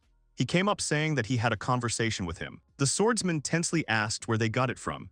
Cleo did not immediately understand, and then replied that Kohaku had found him quite a long time ago. The hero asked if he knew what it was. The guy replied that he had only seen it in the picture, so I'm not sure, but judging by the shape of the tsuba, it is one of the 4 swords of the demon lord. Flame. Kohaku asked him again, and the guy added that these were blades passed down from generation to generation in his village. He had heard that he had passed on to the wandering swordsman who had saved the village from disaster about 100 years ago. The guy asked if he could and took out his sword looking at him. He said it was a beautiful blade that brought trouble. Who would have thought that he would end up here? The hero said that he had had enough. You can't appropriate someone else's weapon even though it's not his at all. The guy apologized. Kohaku shuddered and shouted at Cleo to move away. Everything around the swordsman was covered in fire. The hero looked shocked. The girl managed to protect them with magic. She stared ahead in silence. Covered in fire with a blade in his hands, a guy stood in the middle of the flames. He looked at him like a madman, saying he was amazing. Cleo was surprised that the sword didn't react to the guy. The young man replied that he was overwhelmed with power. Suddenly, the sword lights up. The sword begins to overflow with evil power. The young man does not understand what is happening because the fire does not obey him. He tries to calm him down and stop him. Finally, the young man manages to stop the sword's fury. He smiles and eventually faints. Cleo is trying to bring the young man to his senses. Kohaku says he's fine. Cleo didn't understand why the unknown sword was out of control. Kohaku did not listen to the young man and suggested that he put out their inventory. After a while, Cleo cooks food over a campfire. He wonders how far it is to the kingdom of Guard. At that moment, the swordsman woke up and approached Cleo. He decided to apologize to Cleo and Kohaku for the inconvenience. Cleo told him to calm down and join dinner. The swordsman suddenly asked Cleo to lend him a demonic blade. He says he will return it. Cleo refused to remove the sword. The swordsman said that he needed the power with which he could destroy countries. The young man said that another country had destroyed his homeland. Their target was the swords of the demon lord, which were kept in the swordsman's homeland. They were attacked by thousands of warriors, among whom were the owners of swords. There was no question of surrender, so the warriors slaughtered the swordsman's relatives. As a child, the swordsman was caught by merchants and he got into the ministry, but thanks to this he gained strength and was able to escape. The swordsman asked to borrow the demonic blade again, but Cleo flatly refused because he thinks that the swordsman will not be able to take revenge, even with a demonic blade. The next day, the swordsman began to take care of the fields. He decided to help Cleo and Kohaku until they lent him a demonic blade. The swordsman said that his name was Soraku and he would stay with the guys. A week later, the guys were working in the fields. Cleo talked to Kohaku about Shiraku and thought it was very good for them that Shiraku came to help with the household. Cleo was sorting out the drinks when Kohaku sensed someone. She said that someone would come to them soon. Cleo decided to be on his guard. Suddenly, they saw a strange man in a raincoat. Cleo thought it was some kind of bandit, but Kohaku saw that the stranger was walking alone. The stranger was surprised to meet people. He said they were the Mercus caravan. They travel around the country and sell different goods. After a while, Cleo looked at the many goods in the caravan and was very surprised by their number. Suddenly, Kohaku put a cloak on Cleo. Cleo was surprised that the raincoat was very warm. He liked him. Suddenly, the merchant asked about the money. Cleo gave the merchant some of the money. The merchant sold them a coat and a bag of salt. Cleo decided to bargain. Suddenly, the merchant approached Cleo and began to examine him and Kohaku. He was surprised that they lived here. Cleo said they opened a tavern here. The merchant began to list to his assistant the products and goods that they would give to Cleo and Kohaku. Cleo was surprised, but the merchant said it was an investment in the future. They have visited many countries and seen people, so they perfectly understand who is worth investing in. The merchant turned to Kohaku and said that she looked very interesting. He was very surprised that, at a young age, the girl had the eyes of a man who had lived for decades. He feels that the girl is very unusual. Cleo was surprised by the merchant's shrillness and thought that he must be a very famous merchant. The merchant turned to Cleo and said that there was absolutely nothing in him, however. He felt that Cleo had a strange attraction that others did not have. Then the merchant provided Cleo and Kohaku with a lot of goods and decided to invest them. Cleo was very surprised, but the merchant convinced him that he would support them out of his own convictions. Suddenly, the merchant takes off his mask and says that her name is Makira and she is the captain of the Mercus caravan. She hopes that they will work together. Then the merchant told the guys not to approach the kingdom of Guard because a civil war broke out there the other day. If the guys don't want problems, they should stay away from the kingdom. The story begins from the moment when the girl introduces herself as Safia, a knight of the kingdom of Guard. She says that this is not only an honorary title granted by the king, but also someone who protects the people and the country at the cost of his life. However, the girl then adds that she is now running away, leaving her debt. Safia tries to hide from her pursuers, when suddenly someone screams that she has been caught and decides that he will be given a bonus for her capture. But the girl rushes to the guard and strikes him with a sword. He starts screaming, and then the other guards shout that the girl needs to be captured. The girl understands that there is no way out and that she will have to fight. At the same moment, she tells that on the 10th day, as they went in search of the Thunder Swordsman in the Kingdom of Guard, a civil war began. This happened when warriors like Safia were on the lookout or pacifying robbers. Due to the lack of strength, the royal army was caught off guard. When the girl returned back, she realized that it was impossible to influence the situation. King Guard barely managed to escape from the castle and run to the south of the kingdom. But he lost most of his troops as the rebel army prepared a group of mercenaries to pursue him. Then the girl tells that the leader of this rebel army was Arates Dikora. He was the very first warrior with an unknown sword in the Kingdom of Guard. Artes is an invincible commander who turned the kingdom from a small country on the outskirts into a great power in just over 10 years. After that, Safia adds that he is her older brother. She remembers the moment when they met face to face. Artes asks Safia to make a choice, after which he suggests that she join him or die on the spot. Then the story is transferred to real time. The man starts screaming and attacking the girl. In response, he begins to defend himself and back away while the rest of the guards are watching this. The man notices that Safia has good skills for the owner of an unknown sword and calls her stubborn. But then he kicks her in the face and adds that, according to combat experience, she is not even close to him. The girl jumps back and continues to defend herself from the blows. The man continues to say that she is not his rival, since he has defeated and killed unknown swordsmen many times since he became a mercenary. One of the guards asks the mercenary not to overdo it, as the girl may really die. His comrade agrees with him, adding that the mercenary himself said that Safia would be given a great reward if she was delivered to the King of Guard. However, the man suddenly interrupts them, asking them to shut up and tells them not to spoil his fun. Then he glances at the beaten girl and adds that even if she dies, it won't be a pity. The mercenary remembers that the rebels are still hunting them, and since Safia is the sister of their leader, even her dead body will be paid for. However, then he thinks that the rebels will be even more pleased when they are alive, when suddenly he grabs her by the face and pulls her to him. The man notices that the girl's face is quite pretty, which is why she is shocked. Then the mercenary informs that the delivery to guard can wait and decides that Safia should be saved for himself after all. Upon hearing this, the girl screams for her hands to be urgently removed from her and makes a swing with her sword. However, the man easily evades this attack. After that, she uses magic and knocks one of the guards down. The man grins and notices that the girl still has so much strength left, but then the realization comes to him that she has already started running. Then the mercenary starts laughing and shouting to Safia that there is a cliff further and that she has nowhere else to run. After a while, the girl runs up to this place and sees that there is no further road. However, she realizes this too late and does not have time to stop.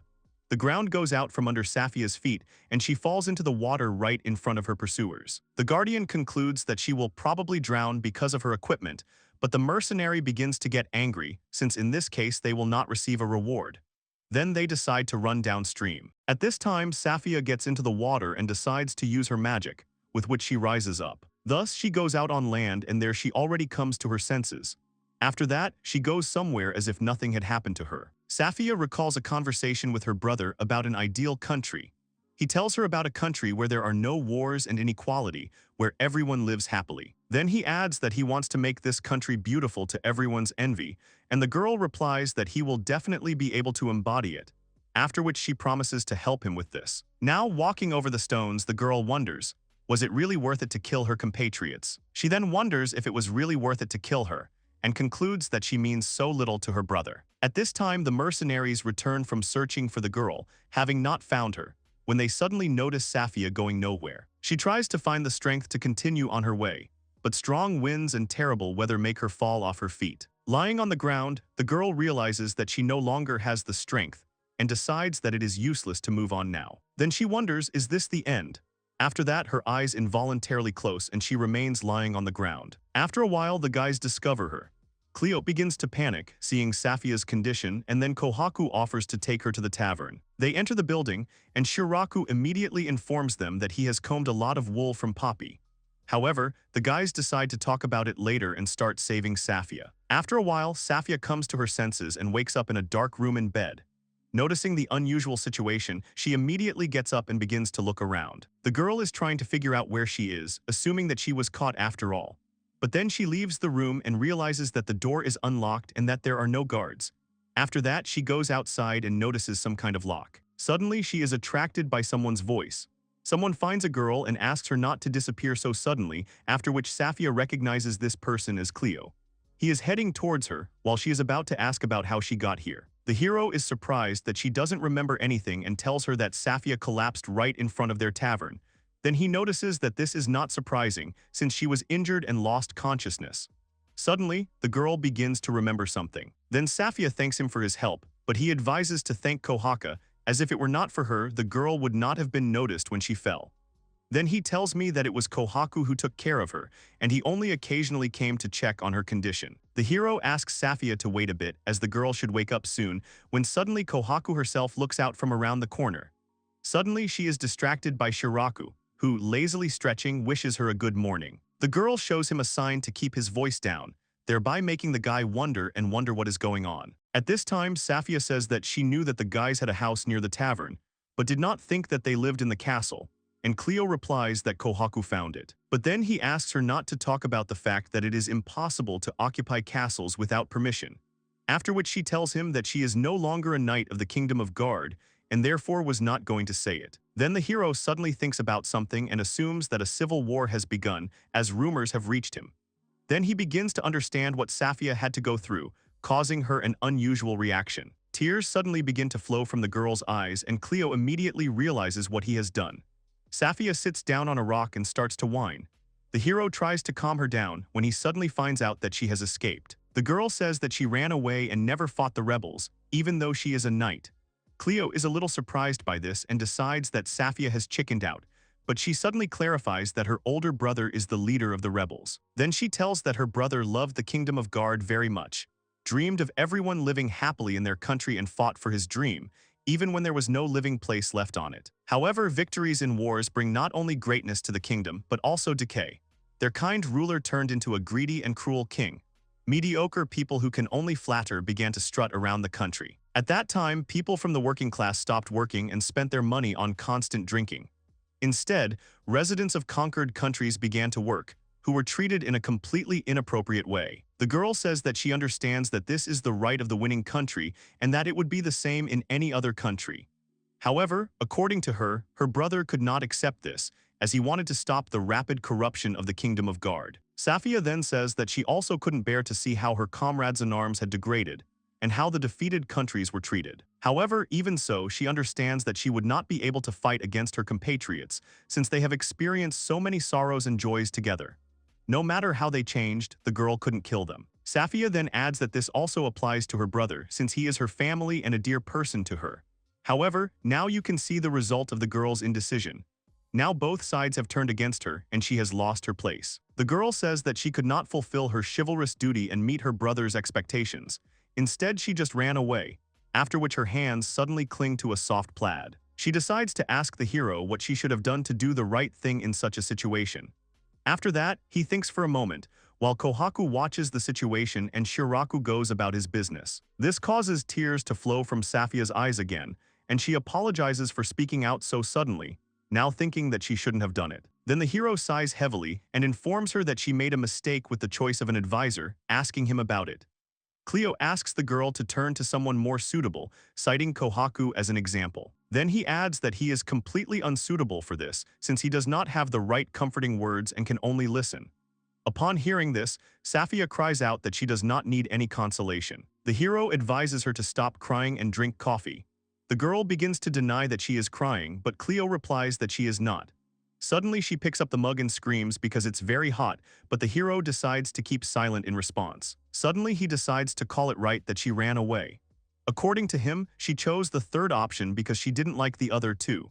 Then he adds that he would not be able to make a choice in such a situation, praising the girl for her action. Then the hero adds that Safia may not know what was right now, but someday she will surely find the answer herself.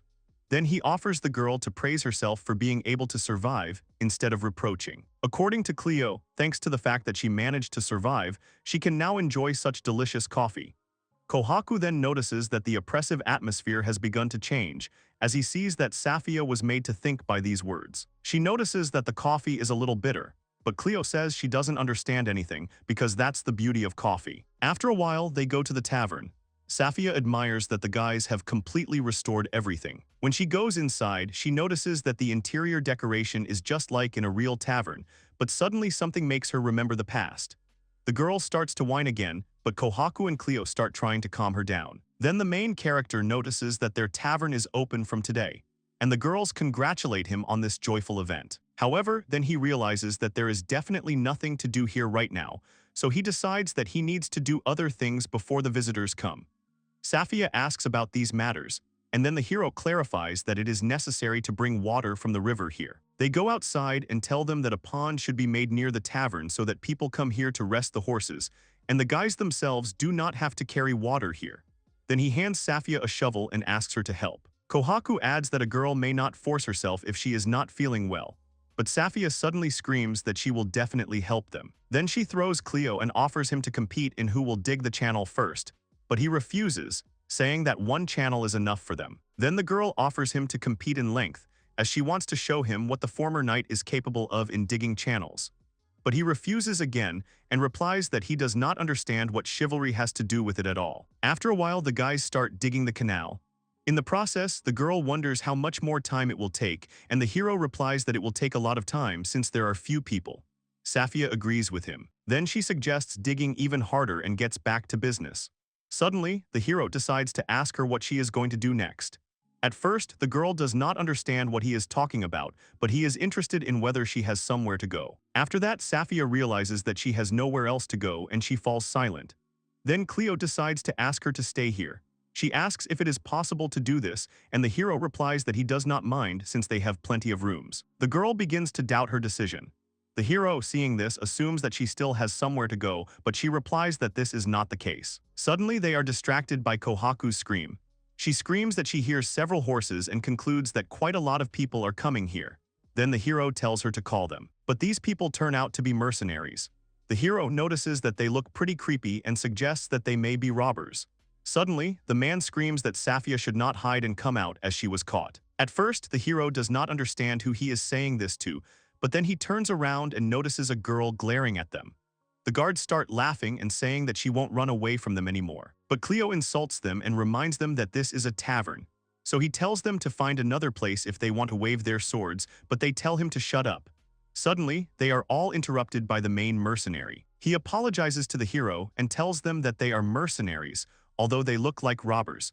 But he does not manage to immediately ingratiate himself with the hero. The man then explains that they are hunting Safia, as she needs to be captured and taken to the Kingdom of Guard, and asks Cleo not to interfere with them, offering gratitude in return. The hero asks again about the Kingdom of Guard, and then the mercenary tells that she is one of the traitors and offers to pay in return for her.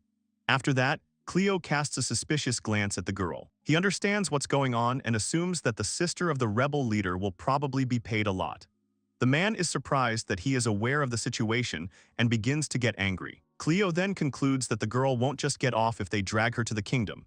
The mercenary agrees with him and adds that King Guard is angry, as they had barely moved the capital when suddenly the country was captured. He says that the king is a well-known lover of torture, and concludes that he eventually executes her after various tortures or uses her as a shield against the rebels. But the hero replies that it sounds disgusting, causing surprise. He then repeats that it sounds disgusting, making Safia worry about him. Then the man advises the hero not to get involved with anyone from the Kingdom of Guard, no matter what kind of relationship he has with the girl. He says that over the years they have conquered many countries and made enemies in many places. According to the mercenary, there will be people who are ready to kill the girl only after hearing that they are the kingdom, and therefore calls it a great risk to cover for her. But the hero just grins at the fact that he worries about them and notices that he doesn't look like he's that kind. Cleo then replies that it's up to them to decide whether to take the risk or not. He says that he met Safia not so long ago and has no debts or obligations to her. However, he notices that she is the first client at their unforgettable opening. Therefore, the hero says that he will not allow her to be taken away just because the man knows about this disgusting situation, when suddenly the girl interrupts him herself. Cleo turns around and is a little surprised, after which she steps forward. Safia says the man told the truth. She has a lot of enemies and she can get the guys into a lot of trouble if she stays here. Then she tells me that she accidentally wandered in here, running away in unconsciousness, and planned to leave immediately. But the hero replies that this is still not a reason to let the mercenaries take her away. Safia assumes that if they don't catch her, others will one day, and calls it all a price for her indecision. She says that this is her fate, but Cleo notices that she decides everything too quickly, but gets silence in response. The girl decides to thank the guys for everything and admits that she was glad to hear the offer to join, after which she says goodbye to everyone. Then she turns around and heads towards the mercenaries. Seeing this, the men smiled contentedly, while Kohaku approached the hero and asked if he was sure that he would not stop her, but then noticed the expression on his face. Cleo looked very angry and unhappy. He decides to call out to Safia and, informing her that he will not stop her, ask if she has forgotten anything. Hearing this, the girl turns around in surprise. Then the hero clarifies what he says about the payment for food and for treatment. He says he didn't get anything this time, so he asks her to pay for it. The girl apologizes, saying that she did not take anything with her when she ran away. She looks around and assumes that her sword may be suitable as payment, when suddenly the mercenary reports that he has taken a fancy to this sword. However, then he realizes that it is also not good to eat for free and asks the hero how much he wants, offering him at the same time to include payment for the trouble. The hero is displeased that the mercenaries rescued the girl and announces the prices. Breakfast cost 100 G, rare coffee 300 G, and treatment costs 500 G. Men are shocked by this, noticing that it is very expensive. But suddenly the main character announces the last amount. Compensation for the destruction of their tavern last time 10,000,000 G. It shocks everyone else. Kohaku and Safia are very surprised, the men almost scream, and the mercenary decides to ask the hero again. The man recalls that from the very beginning he told the hero not to get in the way. But he answers the mercenary so that he does not get in the way himself, and promises to make the girl earn all 10 million in full. Then, with a malicious smile on her face, Cleo offers him to take Safia when she has worked out all this amount, immediately saying that she does not know how many decades it will take. Upon hearing such a large sum, the men became enraged and started shouting, but the man stopped them and threw Safia aside. He notices that the hero is full of determination and promises not to spare anyone who gets in his way. Then Cleo pulls out a sword and shouts at the man to come over, but then takes a look at his sword and decides to put it away. They notice this and start calling the hero a coward since he put away his weapon. Cleo replies that he has his own circumstances and apologizes to Kohaku, saying that he overreacted with his actions. She calls him hopeless, although it was expected, and the hero apologizes to her. However, then she notices that the fact that he got involved in a duel is already progress. He agrees with her. Then, to begin with, she asks him to step aside so that she can figure it out for herself. Suddenly, Soraku bursts into the battlefield. The hero is very surprised by this, and the man begins to wonder. He says that he saw a crowd of people and therefore decided to intervene. Then the guys ask him to just drive away the mercenaries and not kill anyone. At this time, one of the men recognizes the guy as a swordsman with lightning bolts and warns that he is very strong, when suddenly Shiraku attacks them. This enrages the mercenaries and the battle begins. Then the hero grabs Safia by the hand and quickly pulls her to him. The girl turns to the hero and assumes that it was Soraka they saw this morning, after which she remembers how she met him. Then Cleo tells that this is the Thunder Swordsman, who was chased by people from the kingdom, and that he did not kill that 100 people in the kingdom of Guard, although he would have had enough strength to do that. At this time, Shiraku fights with the mercenaries and easily defeats them.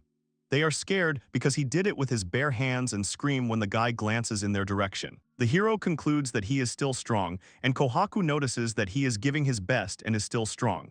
At this time, Safia approaches Cleo and is about to say something. He immediately explains that he was joking about 10 million and says that he hates people like these mercenaries and those who just give up and condemn themselves to death, pointing to the girl herself. Then he asks her not to think about giving up her life so easily since she was saved. Cleo says that in this case, you need to accept that the girl managed to survive, and then she decides to apologize to him. But the hero decides to support her anyway and replies that it's too early to despair. He assumes that Shiraku will deal with the mercenaries when suddenly Kohaku screams. At the same moment, the guy flies back and Cleo is shocked. The guy falls to the ground and casts a glance at the man, after which he informs that he would not like to use his real strength, because then he will feel broken. However, then the mercenary decides to fight with all his might. He pulls out his weapon, and the hero realizes with horror that he also has an unknown sword. The girl also understands that he was still holding back in the battle with her, after which the man starts a fight. He stabs the guy but does not notice how he moves behind his back. Then Shiraku strikes him with lightning, but then realizes that he did not cause any damage. The man turns and strikes back, knocking the guy away. Seeing this, the hero concludes that the mercenary is very strong, but Kohaku explains that it's all about the combination of elements. It's not on Shiraku's side. Cleo asks the girl again about the elements, and then she tells that the elementary power of a man is earth and Shiraku is lightning. Lightning attacks are very bad on the ground. At this time, the mercenary happily notices that everything is easy for him today. The guy jumps back and suddenly notices a sword on the ground. Then he decides to grab him and attack the man with a weapon. The hero also begins to support him, telling him just not to use his power. However, at one point, Shiraku's sword splits, causing him and the hero to be shocked. Kohaku says that this is expected since a simple sword is inferior to an unknown one in strength and therefore decides to help the guy. But suddenly Safia stops her, offering her help. The hero notices that she has barely recovered, but she replies that it was she who brought trouble on them and therefore decides to figure it out herself. The girl pulls out a sword and an unprecedented force comes out of it from which the guys are shocked. At this time, the mercenary begins to win, and the other men begin to fiercely support him. At one point, Shiraku thinks about the fact that he was told not to kill the mercenaries and realizes that his patience is coming to an end.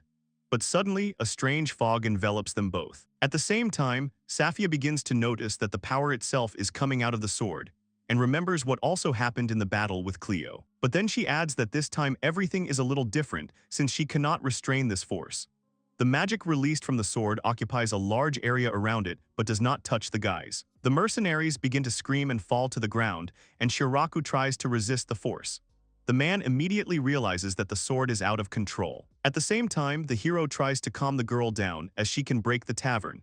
However, Safia refuses, causing him to have a more violent reaction. Then she says that she wants to go through it herself because she chose the third path, thinking that both the others are wrong. The girl says that she thought over the words of the hero and now wants to survive and make sure which path was the right one. Safia calls the mercenaries her first obstacle, and therefore decides that if she does not cope with it now, she will not cope with anything else. Then the girl tries to say something, but it takes all her strength to restrain the force. Then the hero decides to come forward. He informs Safia that he will not stop her, causing her and Kohaku to be surprised. However, then the hero promises to punch her if the girl thinks about self-sacrifice again and begins to rejoice that she finally acts like a knight. He tells her not to bother with trifles and to keep her fortitude under any circumstances, as this is important. The hero says that the strength of the spirit lies in not giving up and desperately surviving, even if the body and soul are badly battered, even if the person is left alone. Because, in his opinion, brave men always find a way out. Therefore, he convinces the girl that everything will be fine and she will definitely cope. In response, he tries to say something. Cleo asks her to relax her shoulders to have a good swing, while Shiraku and the mercenary try to figure out what's going on. Thanks to the hero, Safia manages to take control of her power. Seeing such a picture in front of him, Kohaku begins to admire it. Then the hero tells the girl to go ahead now and show everyone her determination, her will to live. She decides to follow his words. Safia grabs a weapon and rushes at the man. He begins to rejoice that the battle is becoming more interesting and also decides to show how different their strength is, after which he attacks the girl. But she skillfully deflects the attack, making the mercenary angry. When the clouds of dust disperse, he notices that Safia has disappeared somewhere, when suddenly the others scream that he is being attacked from above. The man notices how the girl jumps, while the hero screams that she did not need to jump so high, as it will be more difficult for her to dodge. The mercenary decides to take advantage of the girl's position. Safia falls under his attack, and the hero swears for her. But Kohaku tells him that the girl's sword has the power of the wind and is effective against the ground. At this time, Safia successfully repels his attack and strikes back. However, the man manages to jump away, and the mercenaries begin to rejoice that he dodged. The man recalls that from the very beginning he said that she was no match for him in terms of combat experience, when suddenly he notices that he screwed up. The hero says with a grin that no one can take a blow of such force so easily and asks if he thought well when he dodged. After that, the girl uses a special technique of an unknown sword. She then applies a high-speed bunch of 4 punches, thereby dealing the man a big blow. The guys begin to rejoice at this, and the rest of the mercenaries scream in fright. The mercenary barely gets up from the ground, and then the girl remembers that people like him have a custom, according to which the loser in a duel either dies or submits to the opponent. She then adds that she does not want to desecrate this tavern anymore and asks the man to leave and not approach her anymore. At first, he informs her that he is not going to obey her. However, then he thinks about something and decides to stop there. Upon hearing such words, the other mercenaries begin to cheer him up and insist on the opposite. But the mercenary calms them down because he understands that this is not the end of it. Then he begins to get angry that no matter how many times he did not catch her, the girl still does not give up. However, in the end he decides to leave her. After a while, evening comes and the tired hero falls to the ground, after which he notices that Shiraku is somehow gloomy. He remembers the fight with the mercenary and concludes that he still has to grow and grow. The hero says that it's all about the combination of elements and asks him to cheer up, adding that today he will cook tomato soup. Suddenly Safia comes up to him, and he immediately warns her that there is no food yet and suggests that she go wash up for now, when suddenly he notices something shocking. The girl apologizes for so many problems and thanks Cleo again. She then adds that she can cause them a lot of trouble in the future, but the hero replies that she is not the only one who attracts trouble, pointing to Soraka. Cleo asks her to tell her better about what happened to her hair, which makes her look away and confused. Safia replies that she did it as a sign of her determination, after which she informs that she is now ready to work out 10 million. The hero is surprised and reminds that he joked about it, and then the girl says that she must take responsibility for everything that she destroyed. Suddenly Kohaku decides to notice that because of Cleo, she cut off her hair, but he immediately asks her to shut up. Safia swears that she will earn 10 million, and the hero already decides not to convince her. Then Kohaku notices that there are more of them, and then Cleo suggests that we start having fun in honor of this. Then he turns to Surek, and at this time Safia thinks that slowly she will now follow a new path, although she does not know what awaits her. She takes a step forward and heads towards the guys, addressing her brother and telling him that she will live to the fullest. The guys sit down at the table and start eating. Shiraku informs Cleo that he will continue building the bathroom today, after which Safia remembers this and decides to take up digging the canal. Since this is her first job since she settled with the guys, the girl promises to make every effort and asks the hero to entrust her with anything. But he gets a little tense and decides to ask them both to listen to him while they eat. After that, Cleo frighteningly informs them that he has the ability to extract power from unknown swords. The guy and the girl fall into a stupor when suddenly Shiraku realizes what happened yesterday. Then Kohaku notices that it wasn't just yesterday and tells him that it always was. When the unknown swords lost their temper, it was because of Cleo. The girl is amazed by his abilities, but he replies that he does not know how it works.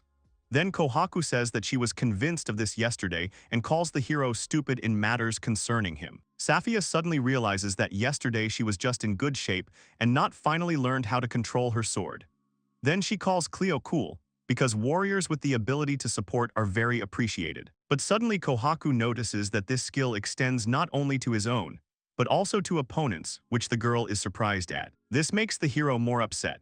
After which Shiraku remembers that the mercenary also said that it was easier for him to control the sword, and concludes that it became more difficult to cope with people from the Guild of Assassins precisely because of the hero. Safia decides that this will not work and thinks about why this is happening, but the hero replies that he has no idea since he does it unconsciously.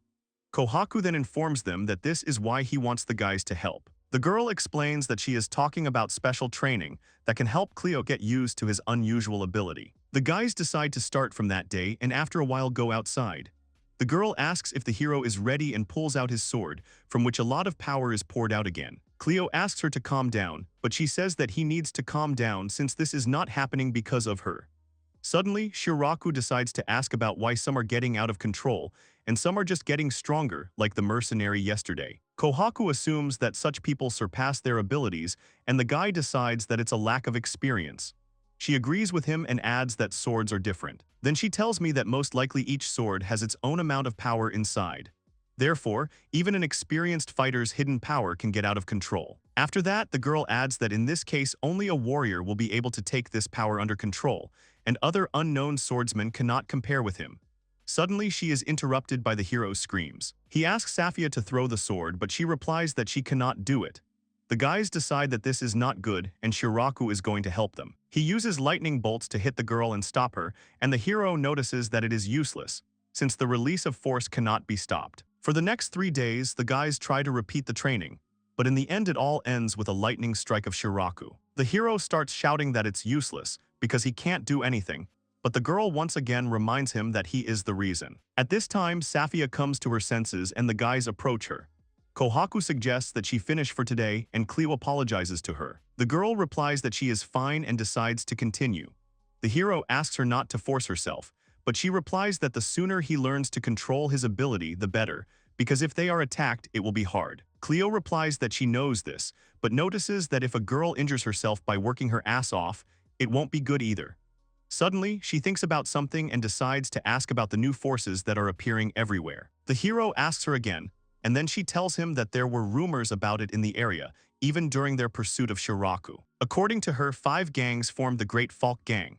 Then there was the State of the Inhumans Diason, then the Free Union of Liberals formed by the rebellious slaves, and the New Order of Mundum created by the followers of the cult. Safia says that there are many skilled warriors with unknown swords who continue to win in this world, and suggests that there may be more than 20 of them somewhere. Shiraku concludes that if all of them become stronger from the hero's skill, it will be dangerous. But the girl adds that they unite not only to survive in such a turbulent time. She says that it's all because they got great ambitions together with the unknown sword, and the hero asks about it. Then the girl explains that these people want to rule the continent. According to her, even yesterday's slave, having got his hands on an unknown sword, can become a king. In fact, in the same way, the Kingdom of Guard turned into a strong power. Then the girl assumes that people leading armies will continue to appear. After that, she asks if the hero understands what will become the most necessary thing for them. He turns around and believes that this will be the base, while Kohaku notices that it has become comfortable to live there. Safia confirms his guesses and explains that when they are attacked, it may be too late, and therefore asks herself not to feel sorry for herself while she is fine. Then the hero decides to continue and she pulls out her sword. After a while, night falls and the hero sits down to say how tired he is. However, he still didn't figure out his ability. Kohaku encourages him, telling him to just keep going. She says that there are many new powers and other wonders and promises to protect him in case of anything. Suddenly, the hero turns to her to ask if the reason for his rescue is related to his ability. However, Cleo realizes that even if she asks her, the girl simply won't tell the truth. It had recently occurred to him that she might have reasons for not telling him the truth. At this time, Kohaku asks about what happened. He decides to wave it off and says that he thought that there might be opponents more dangerous than that mercenary. The girl admits this possibility, and the hero admits that it scares him. However, since this scares him, he promises to try even harder tomorrow, and Kohaku wishes him to give his best. After that, the story is transferred to the northern part of the continent, to the Kingdom of Dalcade. His territories are strewn with the dead bodies of warriors, while the remaining girl asks someone not to approach her. However, at the same moment she is killed, and the man who killed her screams that all the people here are too weak. The surviving warriors see that their allies, warriors with unknown swords, have been defeated and recognize the enemy as a deposed king from some country on the outskirts. Then the man introduces himself as Hanriad and tells everyone to bow to him, as he will soon become the ruler of this continent. People obey him, after which he starts laughing. One of the fighters notices the Sword of Darkness in Hanriad's hands and concludes that the rumors were true, since a warrior suitable for the Sword of Darkness really showed up. They decide that they are about to come to an end, since no one will be able to defeat him. But suddenly, the fighters begin to hear someone's footsteps. A stranger appears in front of the man. The fighter wonders who this is when suddenly the guard stops him and asks about it. The guy replies that he is a hunter of unknown swords, after which he turns to Hanriad and informs him that he has come for his sword. Then the man orders to kill him and the guards furiously rush at him. However, the guy easily handles them with a few strokes. Suddenly, a fighter attacks him from behind. But when he stabs the guy, the sword goes through him, and after that a real guy appears, chopping off the guard's head. From this, the fighter is shocked and the man becomes dissatisfied. The guy stands next to his unreal version, and then Hanriad realizes that he has an unknown sword that creates phantoms. He remembers that such a sword belonged to his subject, but the guy replies that he killed him and took the sword. Then the Hanriad notices such a coincidence that the sword reacted to him, but then calls this sword just a trinket. The man deals a magical blow to the guy and concludes that he never received his unknown sword, being such a skilled swordsman. However, suddenly the guy turns behind him and replies that the power of the unknown sword depends on its compatibility with the owner. Henriette is surprised and turns back. Several phantoms appear around him, and the guy adds that the more compatible a warrior and a sword are, the more hidden forces will manifest, and the more abilities can be used. Then he invites the man to look at the real power of the sword, which he did not take seriously, after which the phantoms disappear. Then Henriette raises his head up and screams in horror. He is confronted by terrible monsters that are several times bigger than him. Suddenly, his body is pierced by a sharp sword blade that belongs to the guy. At the end, he tells me that he is suitable for any unknown sword of this world. After that, the man's body lights up and he starts screaming. From such a sight, the warriors open their mouths in horror, but at the same time in surprise. Henriette suddenly remembers what he heard about the guy, since he said that he fits any sword and calls him Verndio. The story begins with the moment when the girl introduces herself as a nerd under the name of a couple. She is a scientist who researches plants, travels to different lands in search of plants to discover new species. The girl says that for the last few months she has been conducting research in one forest, but now a new Mundum order is located there, and it has become impossible for her to work. Then she decided to leave the forest, despite the fact that her research was in full swing. It seemed to her that it was dangerous there, and she couldn't do anything about it. However, the couple considered it a good opportunity to find the mysterious elixir flower, and went in search of it. Rumor has it that it was first discovered in the great forests of the central part of the continent. But I also heard that lately it has become restless in those places, as the battles there do not stop. There are several roads to the central part of the continent, but since the girl did not want to be involved in the battle, she decided to go through the wasteland, although it was difficult for her. The path across the wasteland was harder than she had thought. Walking under the scorching sun with his pony, the couple concludes that they should have taken more water with them, when suddenly they notice something. She stumbles upon a tavern and informs Pony about it, calling her Panna. The girl is pleasantly surprised that someone is doing business in such a remote place and decides to look there. The horse snorts in response, and then the couple promises to leave if they feel danger. Then he carefully opens the door and looks inside. At first, she is met at the counter by Shiraku, who gives her an evil look. This makes the girl freeze in fright. She decides to apologize and leave, but the guy stops her. He asks if she is a customer and asks her to wait here. Then he calls Safia over, and she immediately begins to panic since Cleo and Kohaku are not here yet. Shiraku informs her that she is about to leave and decides to serve her as soon as possible. Upon hearing this, the girl immediately runs out of the back room. She greets the couple and appears in front of her in a rather strange way. This makes the girl even more scared and decides to leave. Safia doesn't understand anything and tries to stop her. Then she screams that she won't let the couple leave, which causes her to start screaming loudly. Suddenly, a hero comes into the tavern and asks what happened. Safia rejoices at his return and tells him that the client is here, while the couple realizes that there are even more of them. She notices the look of the hero and the scar on his face, which makes her conclude that he is definitely dangerous. At this time, Cleo begins to rejoice at the long-awaited client. The girl thinks she's in trouble and that she should have been more careful. She assumes that the guys are robbers and decides to get an unknown sword. But suddenly someone interrupts them all. This man says that you can't attack people like that and notices that the guys scared the guest. First, he tells Safia to wipe off the blood so as not to stain anything. Then the person apologizes to the couple, saying that customers rarely come to them and explaining the general excitement. The girl turns around and sees a very cute Kohaka who greets her. Some time passes, the guys sort everything out and bring food to the couple at the expense of the establishment, as an apology. Safia adds that she is sorry for scaring the girl, because before that she was just butchering a deer in the back room. Then the couple decides to accept the apology with pleasure and tastes the dish, after which they cry out that it is very tasty. The hero asks her not to be shy and tell him if she wants more, despite the fact that they have few ingredients. Then the girl decides to ask for water and food for her horse. Safia decides to take it up and Cleo agrees with her. The couple screams that she can do it herself, but the girl asks her to enjoy the meal, saying that she knows how to handle horses. After a while, the hero finds out that the couple is engaged in botany and asks if she can recognize poisonous mushrooms and plants. She replies that she can do this with accuracy in this area and offers to show her notes. She gets out a lot of books and the guys start looking at them. The hero is surprised that the girl wrote all this about botany, and Safia notes the beautiful pictures. Suddenly, he turns to Surak and tells him that there are deadly poisonous fruits in the records, which they then found in the forest, with which he agrees. Then Cleo shows that it says that a painful death occurs after 3 days from a small amount and notices that everything was fine with Kohaku. Safia is shocked that the girl ate that fruit and she confirms it. At this time, the couple remembers moments when she was mocked by her peers. They asked what it was for, and the girl replied that by watching the plants, you can learn a lot about the surrounding area and about the animals living there. However, the children called her occupation crap, called her names, and said that she stank of grass. At the same time, the hero says that this knowledge will be very useful to them and suggests distributing it among all of them and learning it. But they doubt their abilities. Then the couple concludes that it is impossible to judge people only by their appearance.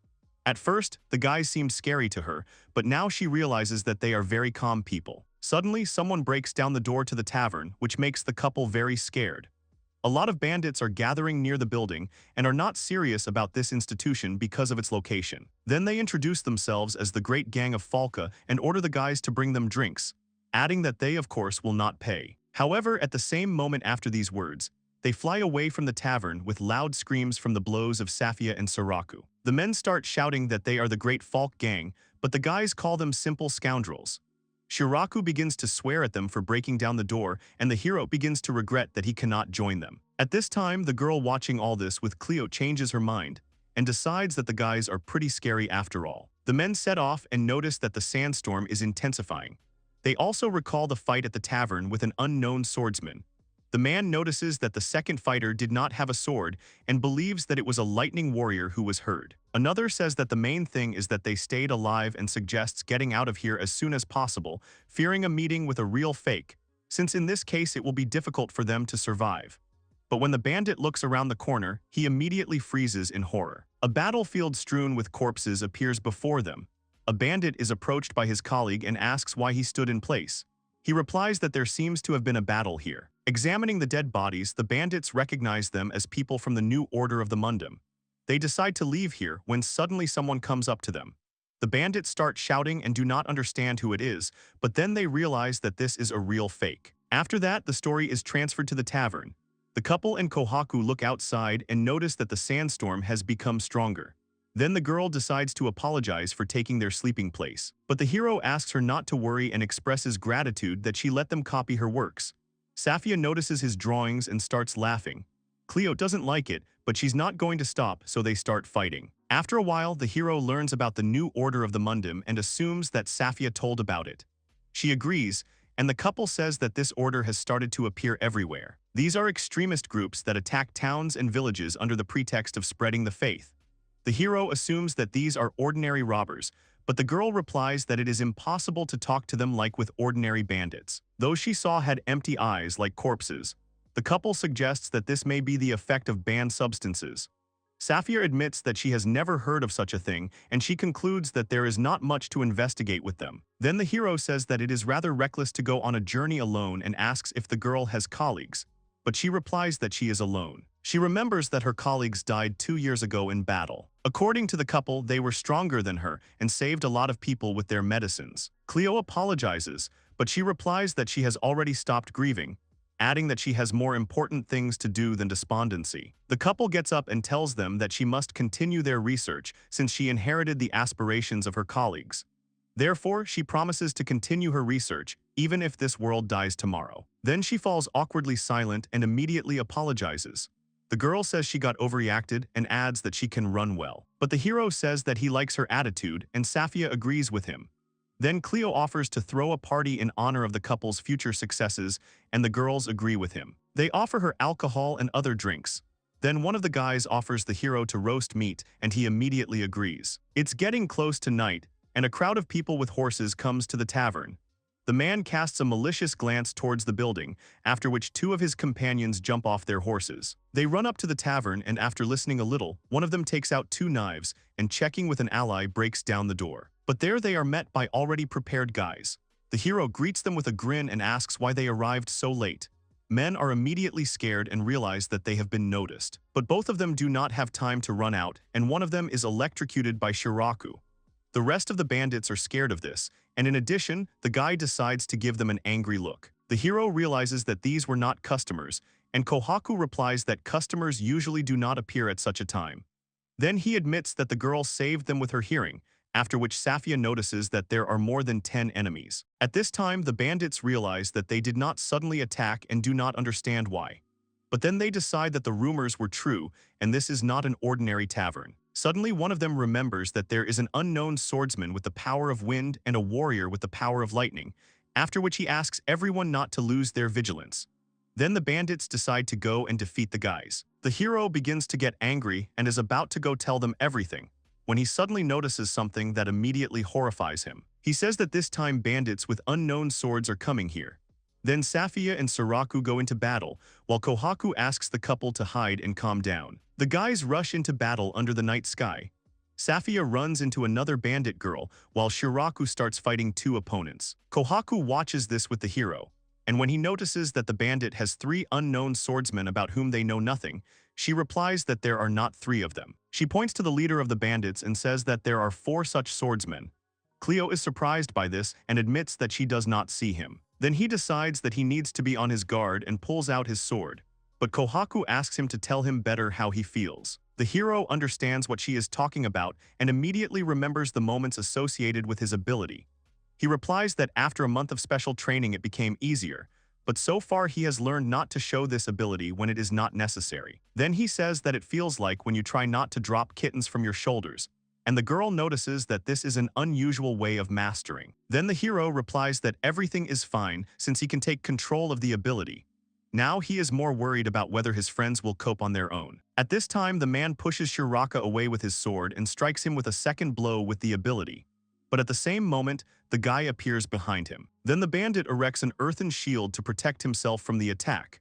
At this time, his ally, another bandit, is standing nearby and just watching the battle. Shiraku glances at him and says that there is a lot of trouble with the elements of the earth. At this time, the girl is fighting with another opponent and trying to hit her. Safia creates a wind vortex, but the bandit uses the power of fire to defend herself from this attack and kill her. The girl is very surprised and barely manages to defend herself from this attack. Then the fire dissipates, and she is attacked by her opponent again, forcing Safia to back away. The hero notices that the bandit has the elemental power of fire and realizes that the girl may not be able to cope with her, which even Kohaku agrees with. Then Cleo starts shouting at them to have Suraku and Safia fight together against everyone, as in this case they will compensate for their weaknesses. The girl initially realized this, however, she cannot do this, as she is immediately pushed back as soon as she approaches an ally. She decides that it's not a combination of elements, but the experience of an unknown swordswoman. Hearing this, Shiraku decides to rush from Safia, but his opponent notices this and stops him by erecting an earthen shield. Then the guy jumps back and 2 bandits appear in front of him, saying that now he will not leave them anywhere. The hero begins to panic even more, thinking that even by sight it is clear that it will be difficult with another bandit. Kohaku agrees with him, but also notes that Cleo cannot fight. Then she asks what he thinks about the current situation and suggests that the hero go out to help the guys. This causes Cleo to fall into a stupor and once again glances at the battlefield. But then the hero decides that there is no need for this and reports it. At this time, 2 opponents appear in front of Shiraku, and he realizes that he can use his chance, after which he breaks through the opponents. At the same moment, he flies up to the 2 girls and strikes the bandit with lightning, preventing her from reacting and dodging. The bandits are surprised at how he suddenly found himself in another place and notice how fast he is. Then they rush at him, shouting that he ran into trouble. However, suddenly Safia uses a special technique of an unknown sword and the bandits stop first. She then applies a high-speed bunch of 4 punches. Seeing this, the hero begins to laugh quite a lot and rejoice that they have snatched it to the fullest. He screams at them not to contact Poffy's tavern anymore, and Kohaku begins to support him. At this time, Safia thanks Soraka for his help, and he replies that thanks to her he saw the weak point of the enemies. The girl agrees with him, but then notices that the bandits have not been defeated yet. He asks his colleague if everything is fine, and he replies that he received only scratches, believing that this is not a problem. Safia admits that she was thinking that she was about to be caught, when suddenly someone declares that there is a rather big problem. A bandit appears in front of the guys, who notices that her colleagues cannot cope even with an unarmed opponent. In response, one of them apologizes and the other tells her to shut up. The hero is shocked that Safia's attacks did not cause any damage to the enemies. At this time, both bandits begin to argue with each other when suddenly they are stopped by a third. He says that the main problem is that they underestimated the strength of the opponents, and then the girl bandit turns to him, calling him Schubert. He notices that their opponents are both strong and first pays attention to Safia. But then he also adds that the lightning fighter is especially strong, as he did not lose sight of him, even fighting two opponents. Then Schubert remembers that Shiraku quickly moved a long distance and decides that he will not be inferior to him in speed. The others are surprised by this but decide to agree. But suddenly they notice the hero and realize that he can be even stronger. Kohaku also notices that they are being watched and informs them about it. Then the hero decides to turn to them and charge them for attacking them. Upon hearing this, Schubert says that they were given information that an agitator of the New Order of the Mundum is hiding in a tavern in these parts, and concludes that the guys are not followers of this order. The hero does not understand what is being said and replies that they do not have anything like that here. Then he says that they have nothing to do with it at all and reproaches the bandits for not being convinced to begin with. Then they decide that the guys do not look like Mundamovites and remember that the information was given to them by robbers who called themselves Falca without asking. Schubert concludes that there really were outstanding people here. He apologizes, realizing that they were in a hurry, and tells them that in fact his gang is fighting with the Munduma, and that is why they were alarmed when they heard about the agitator. He then introduces himself as Schubert, the leader of Falk's new state. Then the hero is a little surprised, and Kohaku remembers that other bandits came in the afternoon who talked about the great gang. Suddenly Schubert asks who is in charge here, and Cleo first asks him again, and then decides to answer that he is definitely not in charge here. The guy is a little surprised and turns to the other guys. Those in turn point to the hero and call him the main one. He starts to get angry and calls Kohaku the main one, but she joins Safia and Surek. The hero begins to quarrel with them, while the bandits assume that they have just met. As a result, the hero decides to agree with them, and then Schubert decides to offer them something. He asks if the guys would like to become their allies. According to him, Falk needs new forces because they strive for much more besides the war with the Munduma. Schubert promises to provide accommodation and food, as well as pay in return. He then calls it unwise to keep a tavern in such a place, forcing the guys to agree, but this immediately enrages Cleo. He replies that they are not interested in such an offer since they live here quietly. Then Schubert turns to Safia and Surek and asks what they think about it, which makes the hero furious. But these two also decide to refuse. Shiraku says that he will not go anywhere until he gets the flame, and the girl explains that she has circumstances here. Then the hero smiles contentedly and Schubert grins with displeasure. The warriors conclude that this was to be expected since the guys will definitely not trust the one who attacked them. The bandits themselves admit that they would have behaved the same way at first. Cleo advises Schubert to look somewhere else and invites them to have a drink next time at the tavern. However, he informs them that he cannot leave them just like that, because such skilled people are too valuable to him and other forces can take them away. The hero begins not to understand what this is about, and the other warriors decide to move a little further away. Schubert says that he is not used to giving up. At the same moment, he pulls out his unknown sword, which causes all the guys to be shocked. A lot of power starts pouring out of the sword, which makes everyone very wary. Schubert decides to achieve by force what he failed to achieve through negotiations, since this is his principle. Cleo calls him an ordinary bandit since it is impossible to negotiate with him. At this time, Safia notices that Schubert is very strong, but Shiraku tells her not to retreat, as in this case they will immediately be hit. The hero asks Kohaku to cover them and begins to prepare himself for the worst. At this time, the fighters are surprised that the guys are going to fight, even seeing how strong the opponent is. Then Schubert decides that they are really strong and begins to rejoice at this. Therefore, he promises to definitely get them. However, he is suddenly interrupted by the sound of wheels and the sounds of an approaching carriage. The guys are alarmed and the hero asks about what is happening. At this time, Schubert's face changes a lot and he says it's a rocket. A wooden carriage pulls up to the tavern. When she stops, a man gets out who notices that they barely made it. Then he turns to the guys and asks them to stop this senseless battle. After that, this person shows up in full and adds, informing that whoever of them died, he would suffer great losses. The couple cautiously looks out of the back room into the main room of the tavern. Friendly conversations and giggles can be heard from there. The girl turns to the lady and notices the strangeness, which consists in the fact that just recently their tavern was attacked by bandits. However, now for some reason these bandits have become customers and started having fun. At this time, the men dance and laugh and chat together over drinks. Safia modestly goes out to them and asks who to pour more drinks for. One of the men screams that he wants more, after which the other visitors notice the Soraka. They call him very cool and offer to quit his job and go drinking with them. The couple calls it a rather mysterious place and asks an interesting question about whether this always happens here. But then she adds that she noticed an even more striking thing. Suddenly, Safia comes into the back room. She finds the girl and apologizes for the sudden noise. The couple turns to her, but the girl interrupts her and asks if she needs to bring her another glass of juice. She replies that she does not need to and admits that she did not expect that Cleo, as it turned out, was familiar with the Mercus caravan. Safia says that she was surprised by this and assumes that they met shortly before she settled here. The hero's acquaintance turned out to be Makira from the Mercus caravan, one of the richest merchants on the continent. They say she can compete with 7 great kingdoms with her fortune, but no one expected to meet her in such a place. Then the couple wonders who Cleo really is. Safia says that he was a mercenary, although she wasn't particularly interested. At this time, the hero angrily asks if Schubert is going to drink, and tells him to drink more if he wants to apologize. However, the guy asks him to wait because he wants to enjoy. He says he hasn't had such an excellent drink in a long time, and Makira agrees with him. Schubert begins to rejoice that the girl is well acquainted with the hero, since thanks to her everything went without unnecessary battles. Then she tells me that she has been friends with the guy for 5 years.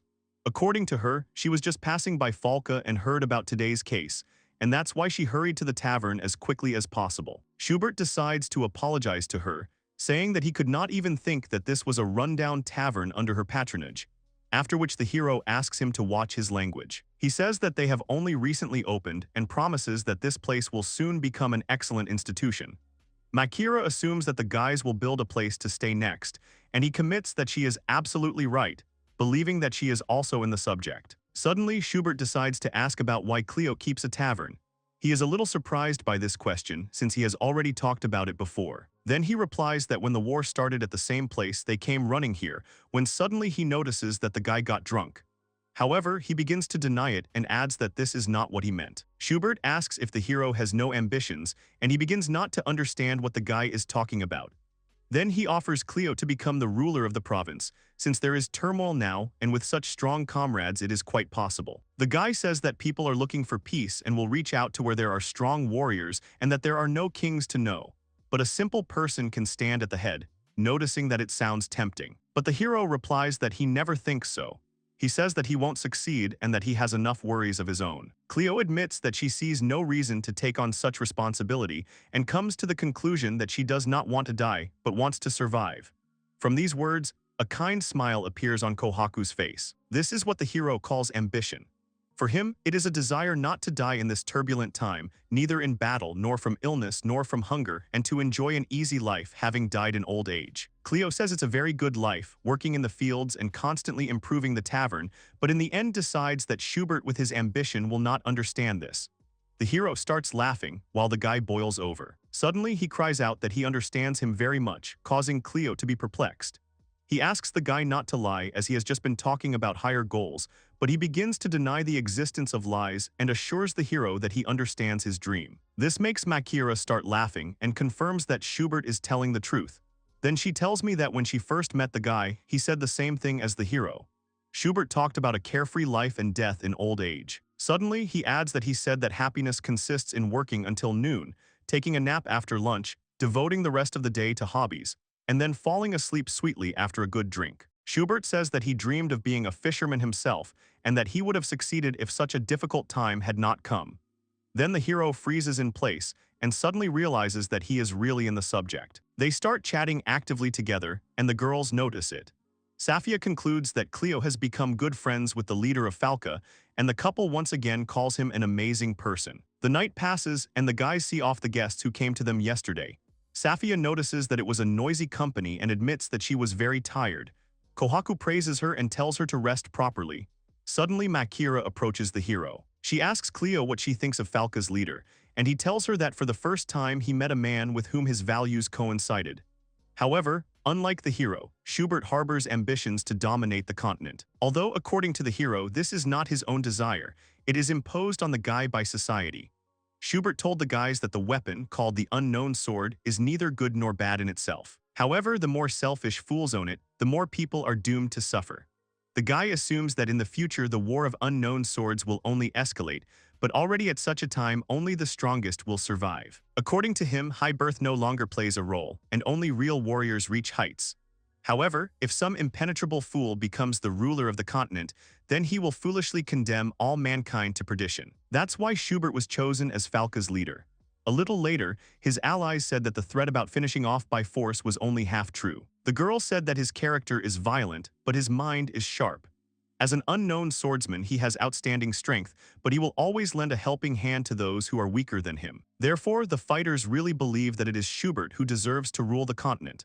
After all, not everyone can unite the entire rabble of 5 gangs, establish a gang and create a decent state. Then the hero suddenly remembers the words of a drunkard from the time when he was still a mercenary. The man said that they do not become heroes of their own accord, but when they are needed, even if the person himself does not want it. Cleo finds out that the guy's name is actually Schubert Zweig, and concludes that he is not a bad person, judging by the people around him.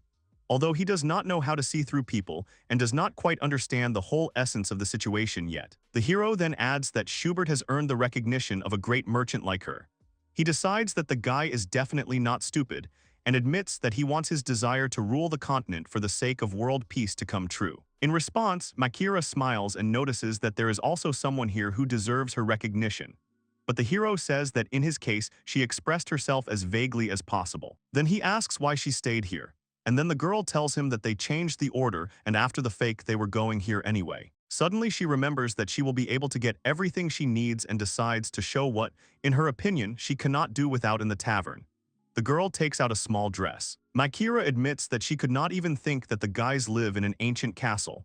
The hero asks her not to blab about it too much, because if bandits find this place, they will try to capture it and make it their base. The girl agrees. She then notices Safia and assumes that she is from the Kingdom of Guard. Cleo says that she knows everything, but she explains that she is wearing the clothes of the kingdom's army. The girl remembers telling them not to contact them, but is not surprised that they did not listen to her. The hero says that it just happened and notices that she works and helps them well. Suddenly, the girls report that they are ready. Safia comes out in a new dress and stands in a modest pose.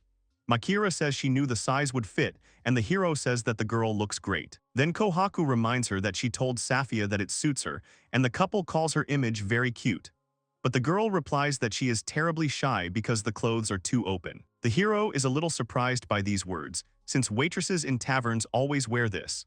Then he adds that the clothes of the aristocrats are even more revealing, recalling the deep neckline of the outfits. The girl says that everyone in the country dressed more modestly, and then she remembers that she mostly wore armor since she was a knight. But despite the fact that she hates this style of clothing, Safia says she can tolerate it if she is told to wear it. The hero says that no one is going to force her and decides that if a girl does not like to wear this, then this should not be done. At this time, Makira is giggling behind his back. Then she tells them that she still has things that she wanted to sell to Falk, and the guys say that this was to be expected from the great merchant. Makira offers Safia several outfits. After seeing her in a kimono, the guys say that it looks great, but then they begin to doubt whether it is suitable for a tavern and notice that it is also inconvenient to fight in it. Then she puts on a strict outfit, and then the guys decide that this is too formal and call it too pretentious for a tavern. They ask Makira to pick up something less serious. After that, Safia is dressed up in a Chinese-style image. The guys start saying that they like it, despite the fact that their opinions differ in terms of the similarity of the outfit and the atmosphere in the tavern. Suddenly, Makira approaches the girl and hands her the details of another image, saying that she collects goods from all over the continent. Taking this in hand, Safia is very embarrassed. The hero screams that this outfit is even more open, and Kohaku recognizes this as a dancer's costume. At this time, the girl throws aside her clothes and starts running, shouting that she can no longer. Then Cleo approaches Makira and asks her to stop laughing at Safia, in response to which she apologizes and explains that she could not resist seeing how innocent she is. After a while, the guys still manage to pick up an outfit that the girl will like. She says that these clothes look decent, inspecting her image. The hero agrees with her, saying that it is perfect for a tavern, and then Makira decides to give them an apron as a gift. Suddenly, Kohaku enters the conversation, who assumes that now they will come to them just to look at Safia. Cleo first asks her not to talk nonsense, but then she notices the berserker rabbit pajamas on the girl and is very surprised. In this case, he decides to buy something for himself. The hero allows the others to choose what they want to, since Falca paid them a lot of money yesterday. The guys begin to choose, and first their eyes fall on fruits and vegetables. Safia is then attracted to the cutlery and begins to look at it, while the couple and Kohaku get carried away with choosing books. The hero does not stop chatting with Marika, choosing cans, but suddenly decides to turn around, hearing a noise behind him, and notices the department with weapons, which Shiraku is interested in. Cleo begins to watch intently as the guy chooses a weapon for himself and carefully examines it. But suddenly, he is distracted by Safia's voice, who has found musical instruments. She picks up a guitar and, pulling the strings, notices that the instrument has a good sound. Suddenly, Kohaku comes up to her and asks if she knows how to play, but she replies that she does not know how at all. Then the hero comes up to them. He asks to take a look at the instrument, after which he sits down on a box and begins to play. The girls are very impressed by this, and they begin to admire his game. Safia is surprised that the hero can even play the guitar, in response to which he says that since he is a child of war, he had to learn a lot. Suddenly, Kohaku remembers that he knows this song and then turns to her, offering her to sing together. The girl closes her eyes and starts singing, while the couple and Safia admire her singing. Suddenly, Shiraku joins them, who informs them that he can play the flute. The hero is delighted with the sound and screams that the song sounds even better this way. By this time, the couple admits that they also studied the same instrument a long time ago. She goes to the counter to pick up the violin, and Makira lets her do it. Safia begins to admire how talented her friends are. She notices that they all know how to play at least something, and thinks that it would be cool if she too had some kind of the same talent. Then the hero asks what the girl thinks about dancing and invites her to dance anyway, just for company. Safia tries to refuse, saying that she has not danced since childhood, when suddenly Kohaku comes up and grabs her hand. She begins to pull her along, and from this the girls start dancing to the music. Safia stops being embarrassed and starts laughing happily, dancing in the company of friends. The next day comes, and it's time to say goodbye to the couple. The girl thanks the guys for spending 2 days with them and admits that she had a lot of fun. The hero, in turn, also expresses gratitude and notices that they have learned a lot about plants. Kohaku agrees with him and adds that she was also interested in talking to the couple, like the rest of the guys. She asks the girl to look in on them if she suddenly passes nearby, and the couple agrees with her. Then the hero decides to thank Makira for the fact that she decided to accompany their new friend. In response, the girl says that this is not a problem since they do not care one way and promises to come next month. Makira asks the guys to try not to get into anything, and they wish her the same. After that, the cart sets off. The guys notice among themselves that it was a very busy 2 days, as they met so many people at the same time. Now some of them are even getting sad. Then Kohaku suggests that everyone not go to the tavern today and relax quietly, so that, for example, they can sort out the things they bought from Makira. The hero agrees with her, and Shiraku decides to continue building in the bathroom, instead of taking time for himself. Suddenly, Safia remembers that the guy bought a sword and asks if he really found something of good quality. But he replies that he bought an ordinary sword, which will break anyway against the unknown. However, this is better for him than being unarmed. Shiraku says that it is better to be with at least some kind of sword than without everything, and the girl agrees with him. She says that this time they were lucky to avoid conflict, but suggests that next time they may have to fight someone like Schubert. According to the girl, no matter what enemy comes, they need to prepare well to properly fight back. Shiraku replies that if he had a flame, he would have coped with this task without any problems. At this time, the hero silently follows them. Suddenly, he sighs heavily and announces that he has decided to borrow something after all, since there is nothing more he can do. Hearing this, Shiraku turns to Cleo to ask what he is talking about. However, after that, the guy notices the hero holding out a familiar sword to him. Cleo explains that he said that Shiraku could take the flame. A caravan of several mules is moving along the road. There's not a soul around, just boulders. Sitting inside the carriage, Mercus asks the couple if she studied at Valronius University. She also explained why she felt some kind of nobility in the latter, to which the couple replied that she was actually from an aristocratic family, but after the death of her father, a lot happened and their family lost their position. But the professor turned out to be a very kind person, and thanks to his help, she managed to complete her studies. To which Mercus assumed that his name was Rockagil. The couple asked if they knew each other, to which she replied that they had been buying medicines from him for a long time. The caravan stopped, the animals eagerly began to eat. People went outside to take a little break from the road. Mercus and a couple are sitting on chairs. The first one said that if she was heading to the central part of the continent, she recommended that she find out about the city of Mintarler, as scientists from different countries gathered there to form an expedition to the Great Forests. She also said that she would write a recommendation to a couple. She has several friends who will help with the research. Although if she mentions her university, there will be no need for this, to which the couple thanked her and said that she was afraid to go alone. Merca said that the holy city is located in the central part of the continent and there are no major conflicts there now, so it will be easy to focus on research. But she also explained that vigilance should not be lost, as strange rumors have been circulating lately, to which the couple clarified what kind of rumors are going around. Merca said that a swordsman has appeared in the northern part of the continent who is able to use any unknown swords. His name is Verndio. The couple was a little surprised by these words, and Mercus continued and said that he stands out from the rest of the swordsmen, destroyed several countries alone, is now slowly moving south, and quite possibly will head to the central part. Anything can happen at times like this. You must always be ready to escape.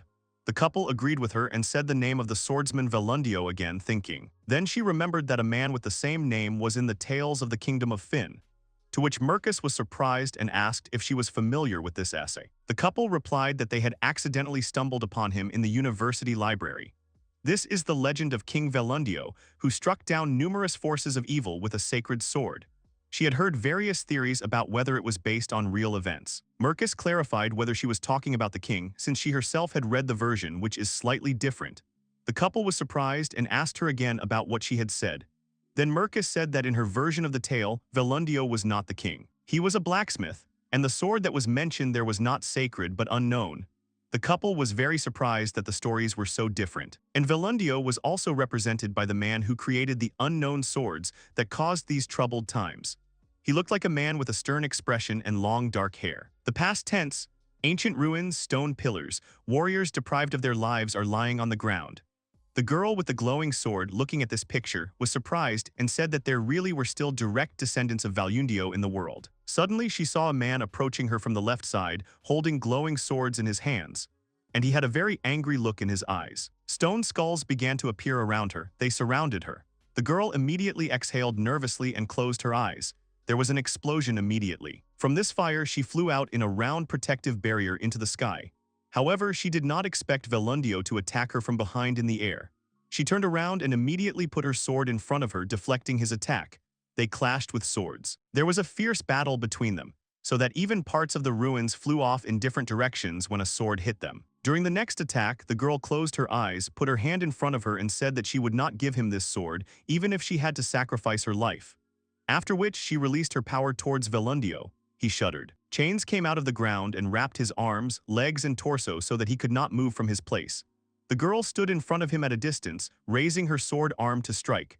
After that, she told him to disappear and rushed straight at him. At that moment, Verndio freed himself from the chains, struck with a sword and cut off her hand. She couldn't say a word out of surprise. The sword fell to the ground. After the shock passed, she screamed and rushed towards him. He also held out a sword in front of him which pierced through her body. Blood poured from the wound and from the mouth. The girl could only cough, after which she fell to the ground. Verndio didn't even glance in her direction.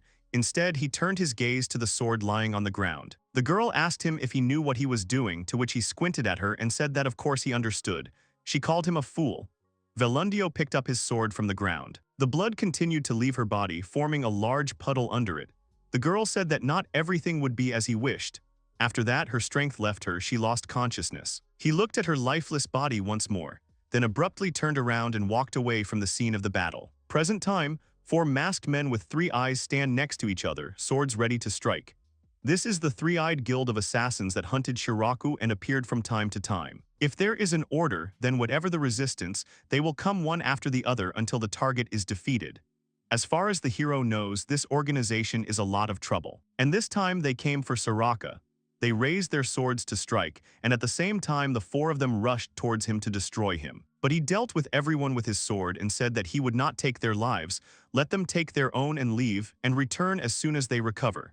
He will accept the call at any time. Cleo, looking at the picture presented to him, concluded that they were now suitable for Surak only for training. Kohaku asked that as soon as Shiraku got the flame, he became even stronger, to which Cleo agreed and said that he even felt sorry for the guys from this guild. She continued to look in front of her and said that, to tell the truth, she was a little doubtful whether it was worth lending Surak the flame. But as Cleo said, everything turned out well.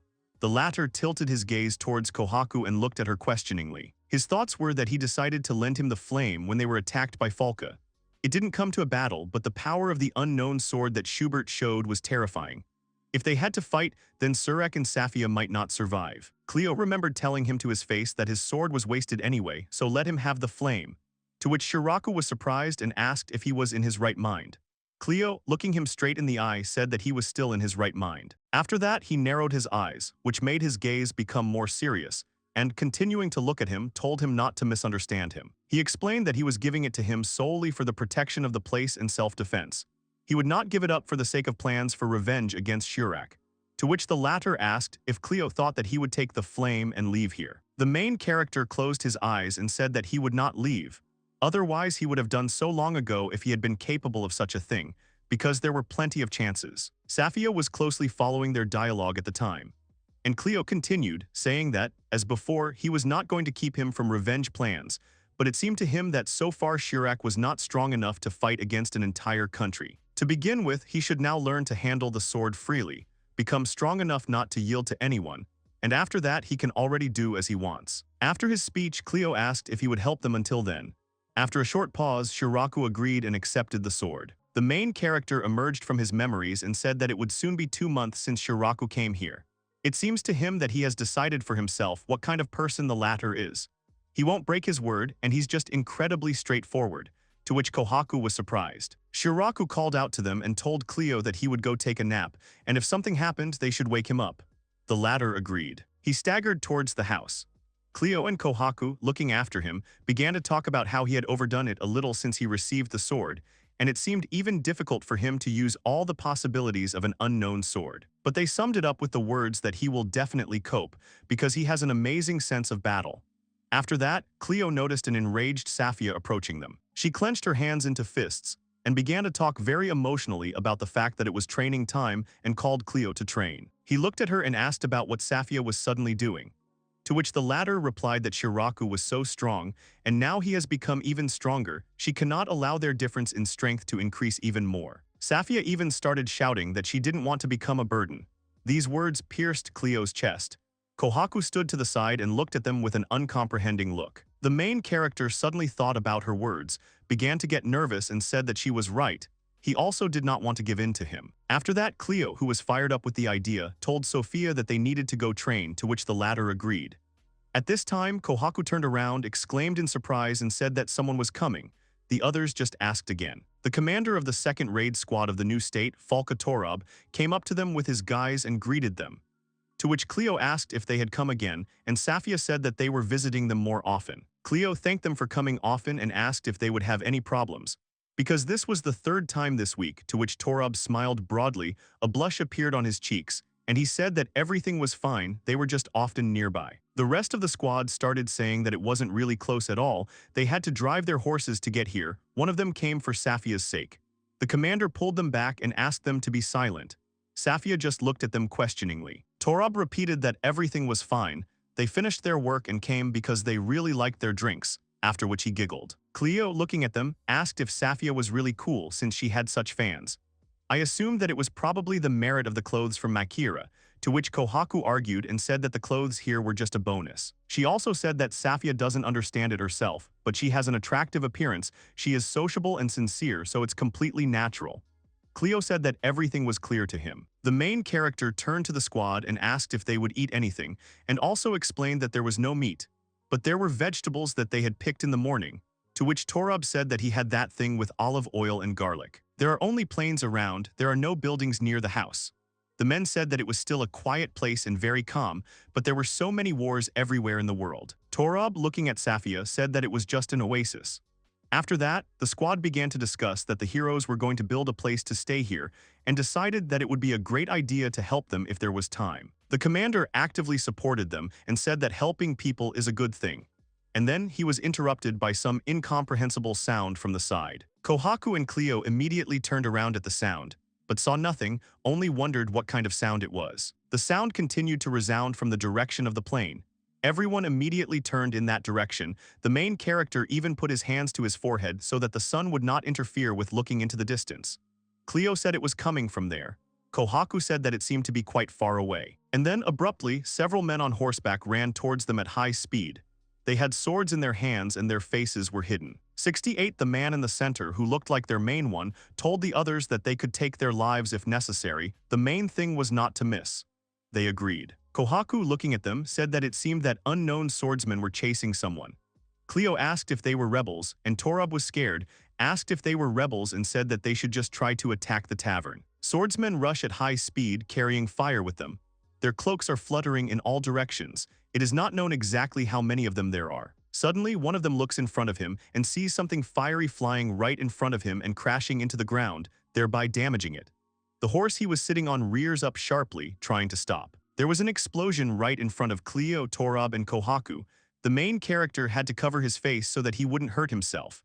At that time, he was told to look up. When he raised his head, he saw that a man was flying towards him directly from the air. He cried out in surprise and asked if it was a man. Kohaku used magic at this time, and Cleo and Torab began to shout at each other. One about what to catch, the other said that he was catching. Continuing to shout at each other that one of them needed to step back, they still caught the girl who fell on them. Cleo immediately became very worried, tried to call out to her and asked if she was okay, but she could only mumble without opening her eyes. At some point, sensing that something was happening, the girl opened her eyes and stared sharply at Cleo. He continued to watch her. He said without breaking eye contact that it looked like she was alive. The main character, Torab, and the girl continued to sit on the ground. She looked at Cleo and said that no, it couldn't be, to which he asked her what she was talking about. The girl covered her mouth with both hands, a blush appeared on her cheeks, and her eyes turned into small saucers. She told the hero that he was very handsome. Cleo and Safia asked her what she was talking about, and Kohaku continued to look at her with a sweet expression on her face. The stranger put her hands on her cheeks, closed her eyes and apologized to him for being so sudden, to which Cleo said that everything was fine and asked her to get off him. The girl thanked him for saving her, and then admired him and said that he had amazing muscles. Cleo turned to her again and asked if she could hear him, and Torab said that he actually caught her too. Safia was very angry at this situation at that time and thought to herself about how this stranger had just met and already stuck. Cleo is also good. It was worth a pretty girl talking to him, and he melted all over. Then, paying attention to his face, she stopped in her thoughts and thought that she was wrong. He had such disgust on his face that she even liked this girl. Torab thought that the stranger was strange. Cleo told her to stop and move away if she wasn't hurt, or he would use force on her. The girl continued to look at Cleo and said that even when he was angry, he was still a cutie. At this time, Kohaku asked Safia if she knew that Cleo was very wary of people who behaved so friendly and at ease at the first meeting. Safia, in response, whispered again about whether he had something similar in the past, to which Kohaku replied that she did not know the details, but he had been through a lot. At this time, the swordsmen continued to stand at a distance from the heroes and looked at them. One of them turned to his people and said that there were people there. When the stranger saw the swordsman, she only exclaimed, and one of the rebels tusked. He was surprised that she survived and said that she turned out to be strong. Each of the men had a sword with him. Torab looked at them and shuddered slightly. The stranger immediately began hugging Cleo and, smiling, said that she was scared, they wanted to take her life. The hero began to get angry and only asked if she could hear him. Safia was standing not far from them, overcome with jealousy. Kohaku turned her back on them. Torab took his sword out of its scabbard and pointed it towards the swordsman, while addressing Cleo and the stranger, and said that now was not the time to flirt. The latter was indignant and asked who was jealous here. The commander realized that these people were from Mundama, which he informed everyone about. The main character was immediately surprised and asked what he was talking about. In turn, one of the swordsmen said that he knew Torab, he was the commander of a detachment from the Falks. Another replied to him, which means this is their territory. The third one said that it was luck and they could deal with everyone at once. At the same time, the men jumped to the ground. The commander immediately roared and shouted that these were his words. Safia stood not far from him, her whole appearance indicated that she was ready to fight. Torab immediately rushed towards the enemies. Suddenly, Suraku flew out from above, holding a flame in his hands. The commander was surprised by his appearance on the battlefield. Cleo was also surprised, opening his eyes wide, and exclaimed that he was going to bed. The swordsman did not understand who he was. Shiraku turned to his friends and said that he had woken up to the noise, and it looked like they had good training partners. After that, he returned his gaze to the swordsman and told his friends not to interfere, he would deal with them himself. Torab tried to argue with him and told him to wait, because he wanted to show how cool he was. Shiraku did not listen to him but headed towards the enemies with great speed. The sword, like himself, just burned with flames. One of the swordsmen tried to use the power of lightning, and the other said that he was quite skilled and he should be careful. Shiraku clashed with swords with one of the enemies. The latter was surprised by his strength. Then the man turned to him, calling him a fool, and said that his sword had the power of the earth. Shiraku narrowed his eyes and said that his sword had the power of fire. The unknown swordsman was really scared. As a result, the fire flared up strongly, not allowing the swordsman to come closer. He only wounded them, from which they began to scream in pain. Torub was surprised and asked if he had found a suitable sword, to which Cleo said that the sword had been there for a long time. At this time, the rebel, who has a sword with the power of the earth, got angry. He pointed his sword towards the fire and told it to receive. At that moment, Shiraku landed behind this man, called out to him, and asked if he had really decided to take the life of his colleague. The man immediately turned around at his voice, and Shiraku immediately used his power on him. The swordsman got hurt and started screaming. As a result, all the enemies were defeated and lay on the ground exhausted. Shiraku put the sword back into its scabbard and calmly looked at the picture presented to him. Torub was only surprised by his strength and asked if it was fair to use 2 elements, to which Cleo replied that he no longer had any weaknesses. Safia also said that she was jealous. The main character noticed that Shiraku was very tired. Therefore, he turned to him and told him to stop his tricks, since he still had not recovered from the previous battles. To which Shiraku agreed with him and replied that he would go and get some more sleep. The stranger snuggled up to Cleo again and said that his friend was so strong, he had single-handedly defeated 2 unknown swordsmen. The same one started getting angry again and telling her to stop hanging on him. Safia, looking at them, was seething with anger. At that moment, Kohaku noticed that fog was falling on the ground. Safia only asked in surprise. Torub agreed and said it was really fog. The stranger said that it was strange because another person was chasing her. Cleo glanced at her warily and asked her what she was talking about. But the girl relaxed, clung back to the main character, and said with a smile on her face that he had probably already given up. At this time, he felt the presence of someone behind them. Cleo turned around and saw a huge man standing behind them. He was very scared, screamed, and asked where it came from. Safia, calling out his name, immediately rushed to their aid. Kohaku threw a magic stone towards the giant. The main character and the stranger jumped aside. While everyone was waiting for the stone to hit the man now, they saw that he was no longer in place. Kohaku looked surprised. Cleo asked if he had disappeared. She told everyone to be careful, as the giant has an unknown sword that creates illusions and hides his presence. Cleo exclaimed if this was really the case and said that it was impossible to relax for a second. The stranger folded her hands in front of her, made a sweet face and addressed the main character with the words that he had shielded her. She was so touched. He, in turn, asked her to be silent already. The giant, standing at a decent distance from them, told himself that they had excellent reaction speed, which meant that not only the swordsman who defeated his subordinates was there, but the rest were worth something. And they need to be lured to themselves. Cleo swore and said that he couldn't see anything. The fog was thickening fast. They stood together with Safia and Kohaku in a circle, protecting the stranger from the offenders. Kohaku turned to the guys and told them not to lose their vigilance. They agreed with her.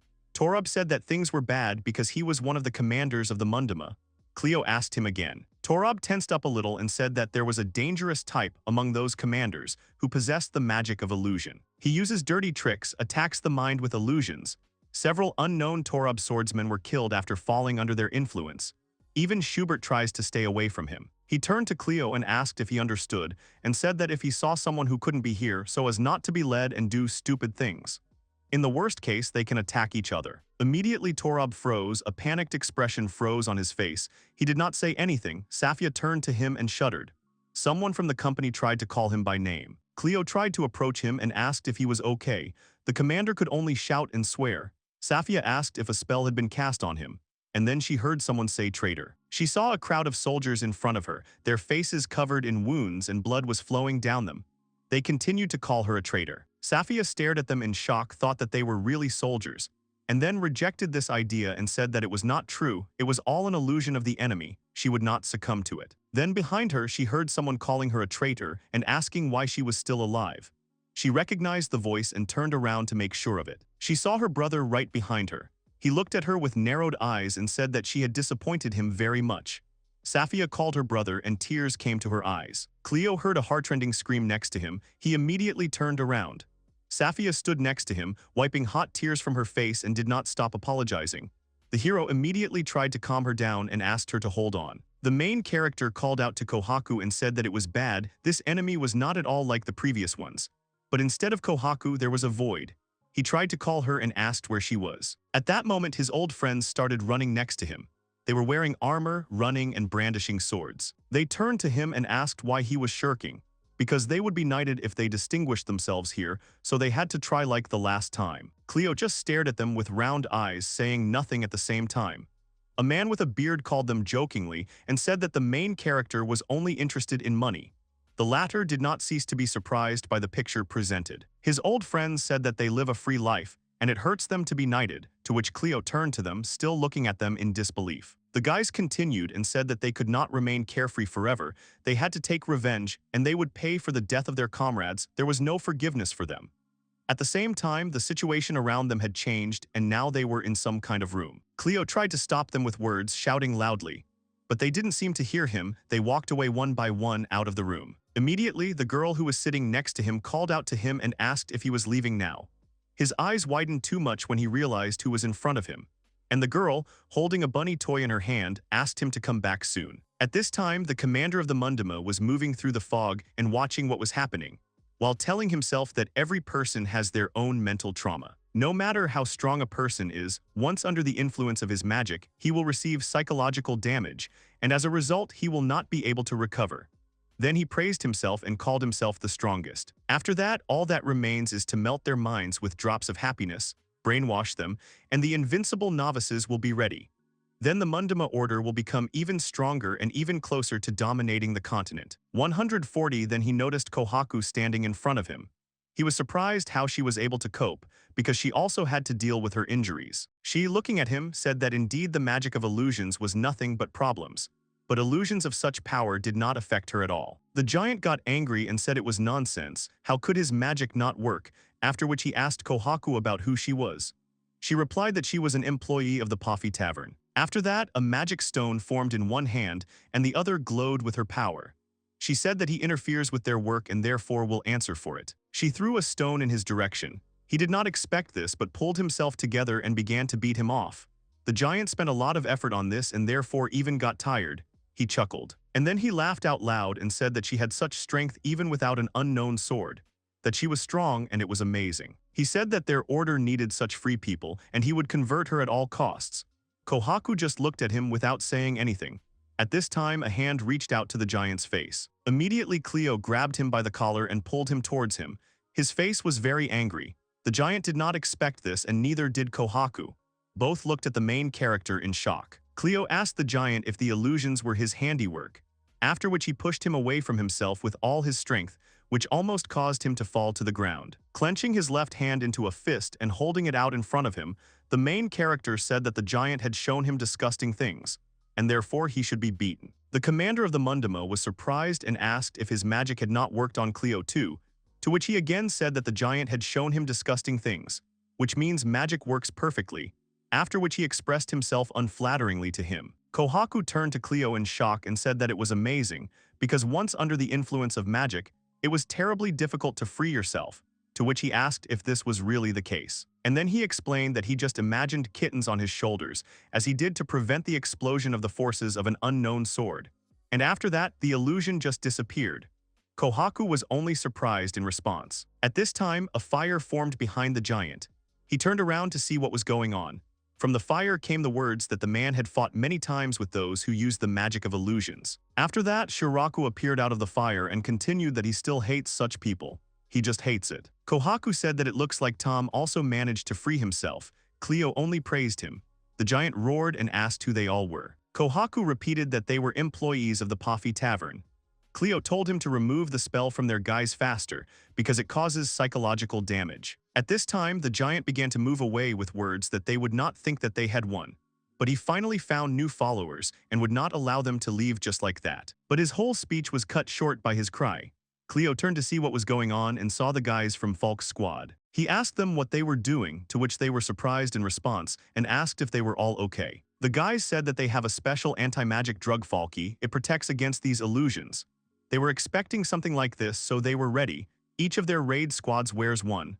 Cleo just admired that it was cool. The fog began to slowly disperse and they saw Safia sitting on the ground. She was unconscious and there were tears in her eyes. Cleo ran up to her to catch her in his arms. The giant and his subordinates distanced themselves from the guys at a great distance. cursed, and said that these were Falca's soldiers, so now they are at a disadvantage. At that time, Cleo tried to reach Safia and asked if she was all right.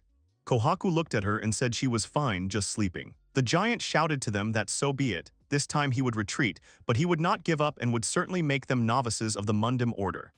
The guys immediately said in disbelief that his voice could be heard from everywhere. Immediately the giant laughed loudly.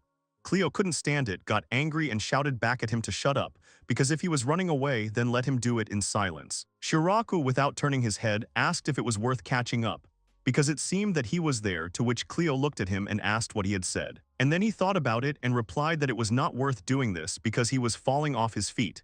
Besides, it could be a trap, so it's better to leave it. After that, he turned his gaze to Safia and the stranger and said that they should first be taken to the tavern. And then he turned to the guys and said that he was leaving the Torob on them. They agreed. Cleo and Saraku carried the girls to the tavern and laid them on the beds. They lay motionless, fast asleep. The main character and Kohaku were looking at them. At this time, Torob moaned that he was very ill. His appearance was really not very good. Cleo turned to him and said that it would be better for him to sleep, to which the commander told him to shut up because he was fine. The guy from his squad said he just didn't want to seem like an even bigger loser. Torob also asked him to be silent. The guys from Falk's squad started discussing the battle and said that the heroes were really cool. They fought with the commander of the Mundum without a single victim, and if they were alone, they would definitely have been killed. To which Cleo said that there were just a lot of extraordinary people among them. Everyone paid attention to the stranger and asked what she could have done that the commander chased her all the way to this place. Someone suggested that maybe they couldn't recruit her, so they decided to take her life. One of the guys suggested that maybe there wasn't a special reason for it, and he had heard how the Mundum order had become more radical lately. Another agreed with him and said that they often began to attack for no reason. Cleo said it might be a problem because that commander said he would be back. Maybe the tavern wouldn't be able to work for a while. Torob closed his eyes, lowered his head and told him not to worry. The Mundum order would soon be destroyed. Cleo asked if he was really going to be destroyed. One of the guys of the order called out to Torob, to which the latter told him not to worry, he was not going to tell anything important. And then he made a stern expression on his face, continued and said that in the near future he and Munduma would have a decisive fight. In shock, Cleo asked about the battle of Falca and Munduma, whether it would really take place. Kohaku asked if Falca had a lot of military forces, because there would be about 200,000 followers on the Munduma side. Torob said no, so they wouldn't go head-on at them, but he couldn't tell them more and they had a plan. Cleo, after thinking about it, asked if they were going to secretly attack. Torob opened his mouth in amazement and then, clutching his head, began to pretend and say that he suddenly felt unwell. Cleo called him a bad actor and then said he guessed right. Then the guys from the squad started talking about what they would get from Schubert and then asked not to say a word about it to anyone. To calm them down, the heroes said that Cleo just has a strong intuition, so he understood everything. The main character continued his thoughts and said that it would not be easy to take the life of their leader. Such large, serious organizations often have serious protection, and probably there are others in the order like today's commander. Torob confirmed this and said that there are 7 commanders in total. All of them are strong unknown swordsmen, and each of them has several unknown swordsmen under his command. Cleo was surprised and asked if it was too much. The commander continued and said that there is also a leader, the abbot of the order, who has the ability to attract people. Magic or personal charm, they don't know that. Therefore, it is necessary to take his life right now, even if it would be very dangerous. Cleo agreed with him, saying that it could really turn into big problems if you leave everything as it is. Torob turned to them, saying that he would like to ask them if they might want to help them. Kohaku and Cleo just stared at them in shock. The commander said that even now they will not lose. He believes in Schubert's strength. He is really strong. But in war, you can't know anything for sure, and victory often depends on luck. If they join the order, they will become much more confident. Of course, all this is not free. He will arrange a fair reward for them. And then he asked what their opinion was. Cleo replied that even though the Mundum order was hunting for them now, he could not make this decision alone, because Safia and the others would fight. Torob shuddered and looked at Safia, who still hadn't regained consciousness. Then he said that Cleo was right, and apologized for dumping everything so suddenly, just decided to share. The main character said that Tom has nothing to apologize for. This applies to them too. They will discuss it with Safia and Shiraku when they wake up. Torob said it wasn't worth it. In fact, they had made several alliances, so they were ready for anything. A member of his order told him to finish his speech, but the commander continued and told them to wait for good news from the squad. They will quickly deal with the abbot and put an end to the Mundum order. Then a voice was heard from the side who said that he thought there was no point in this. Everyone turned around and saw that it was a stranger who said it. They asked if she was awake. Kohaku asked what exactly made no sense, to which the girl said that there was no point in what they were talking about, taking the life of the abbot of Munduma in order to defeat the order. Torab asked about why. She smiled, clapped her hands, and said that it was because she was the abbot. Everyone stared at her in shock and asked what she meant. A huge army is moving from the rocks towards the location of the heroes. Some of them are on horseback, some are walking on their own. The latter are wearing clothes that hide their faces completely. Everyone has a spear in their hands. The end of their crowd is not even visible. At the same time, someone in the castle exclaimed that 50,000 people were really moving. To which Torab replied positively and said that they had at least 4 commanders and at least 20 unknown swordsmen with them. Cleo is very shocked, his eyes are wide open. He asked if they were really heading towards them and said that such an army would be enough to capture an entire country. Torab said that according to their intelligence they are moving towards them, there can be no mistake. The main character, never ceasing to wonder, cried out why this was happening. A voice from the side said that it was probably because of him. And the rescued girl came out to them, who apologized to them and said that she caused so many problems. To which Cleo called her by name and said that this was not happening because of her alone. The girl who suddenly fell on them a week ago is called Morkana. Then another man came up from behind Torab and asked if it was her, to which the latter replied that she was. The hair of this unknown man is blonde, gathered at the back of his head. He's wearing a cape. Morkana smiled dazzlingly at Cleo's words, her cheeks turned red and her eyes turned into narrow slits. She told him that he was protecting her and thanked him. A week ago, after their encounter with the Mundum Order, they got to know Morkana more closely. Cleo then, having found out who she was, asked about the ascension and clarified whether this was the reason they wanted to take her life, to which she replied that this was the reason. She said that if she, the abbot of the order, died, she would become omnipresent. The members of the order say that this will unite the faithful even more, and the order will become much stronger. Torab then asked her if this meant that they were going to take her life for the good of the order, to which she replied that this was the order in their order, which was why she was running away so desperately, because she did not want to die. Cleo summed it up by saying that it was a nightmare. Morkana began to tell me that everything used to be different. The order was a place where people affected by the war could find a place for themselves. But everything changed when one of the believers received an unknown sword. Those who could not be persuaded with words, it became possible to force with a sword. You could not tolerate what you had to put up with before. There were more and more followers, and unknown swordsmen began to join them, and the order grew greatly. The order is now run by commanders. Helping people is a cover, in fact they want power over the continent. Cleo immediately asked that if they relied so much on the power of swords, then what was the point of Morkana's ascension? To which she smiled and said that she always hides her face in front of the faithful, so they could just replace the abbot, but they persistently tried to take her life.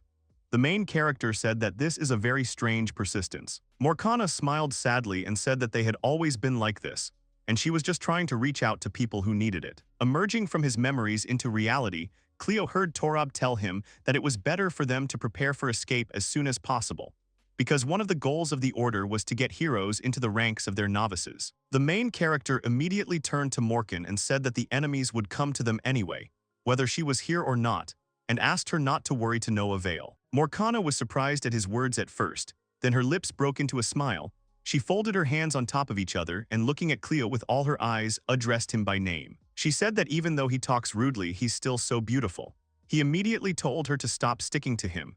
At that time, the vice leader of the new state, Falca Neria, approached them and informed them that the Mundum Order had another goal. They need a castle of heroes. They are marching in such a huge army to provide the Order of Mundum with a second base. In the middle of the wilderness where it is difficult for the army to reach, and even with such a water source, this is an excellent location. It is not only the Mundum who claim it. To which Cleo said that he knew that one day they would be attacked, but did not think that it would be a 50,000 strong army. Kohaku agreed with him and said that it was really unexpected. Torab said that in any case they need to hurry because despite their numbers, they are moving quite fast and will probably be here in less than a day.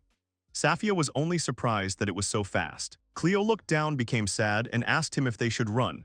But at the same time, he was thinking about something. Torab immediately realized that he was up to something and told them not to even think about opposing them. He agreed that the heroes are very strong, but the unknown swordsmen of the order are also very skilled. and there are several dozen of them. He added that besides, 50,000 soldiers of the order are with them, and so that they do not think that they are just believers under the influence of various drugs or illusions, they rush forward without fear of death and cause a lot of problems. Perhaps the heroes will be able to defeat 500-600 people, but no more since they simply do not have enough strength.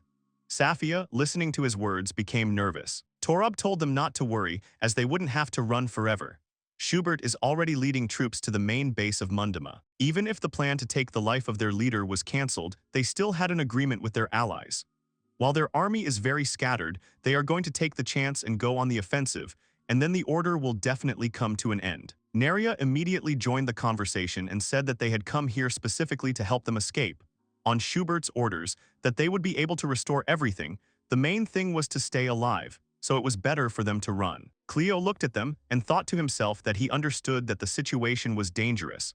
But for some reason there was no sense of alarm, and it wasn't that he couldn't believe 50,000 warriors were attacking. The fact is that Kohaku behaved as usual, and if he started to worry, she would have told him as usual not to worry, no matter what happened, she would protect him. Torub interrupted his thoughts, telling him to stop messing around because they had only one way out: to run. To which Cleo sighed and said that when they first found this castle, it was a complete ruin.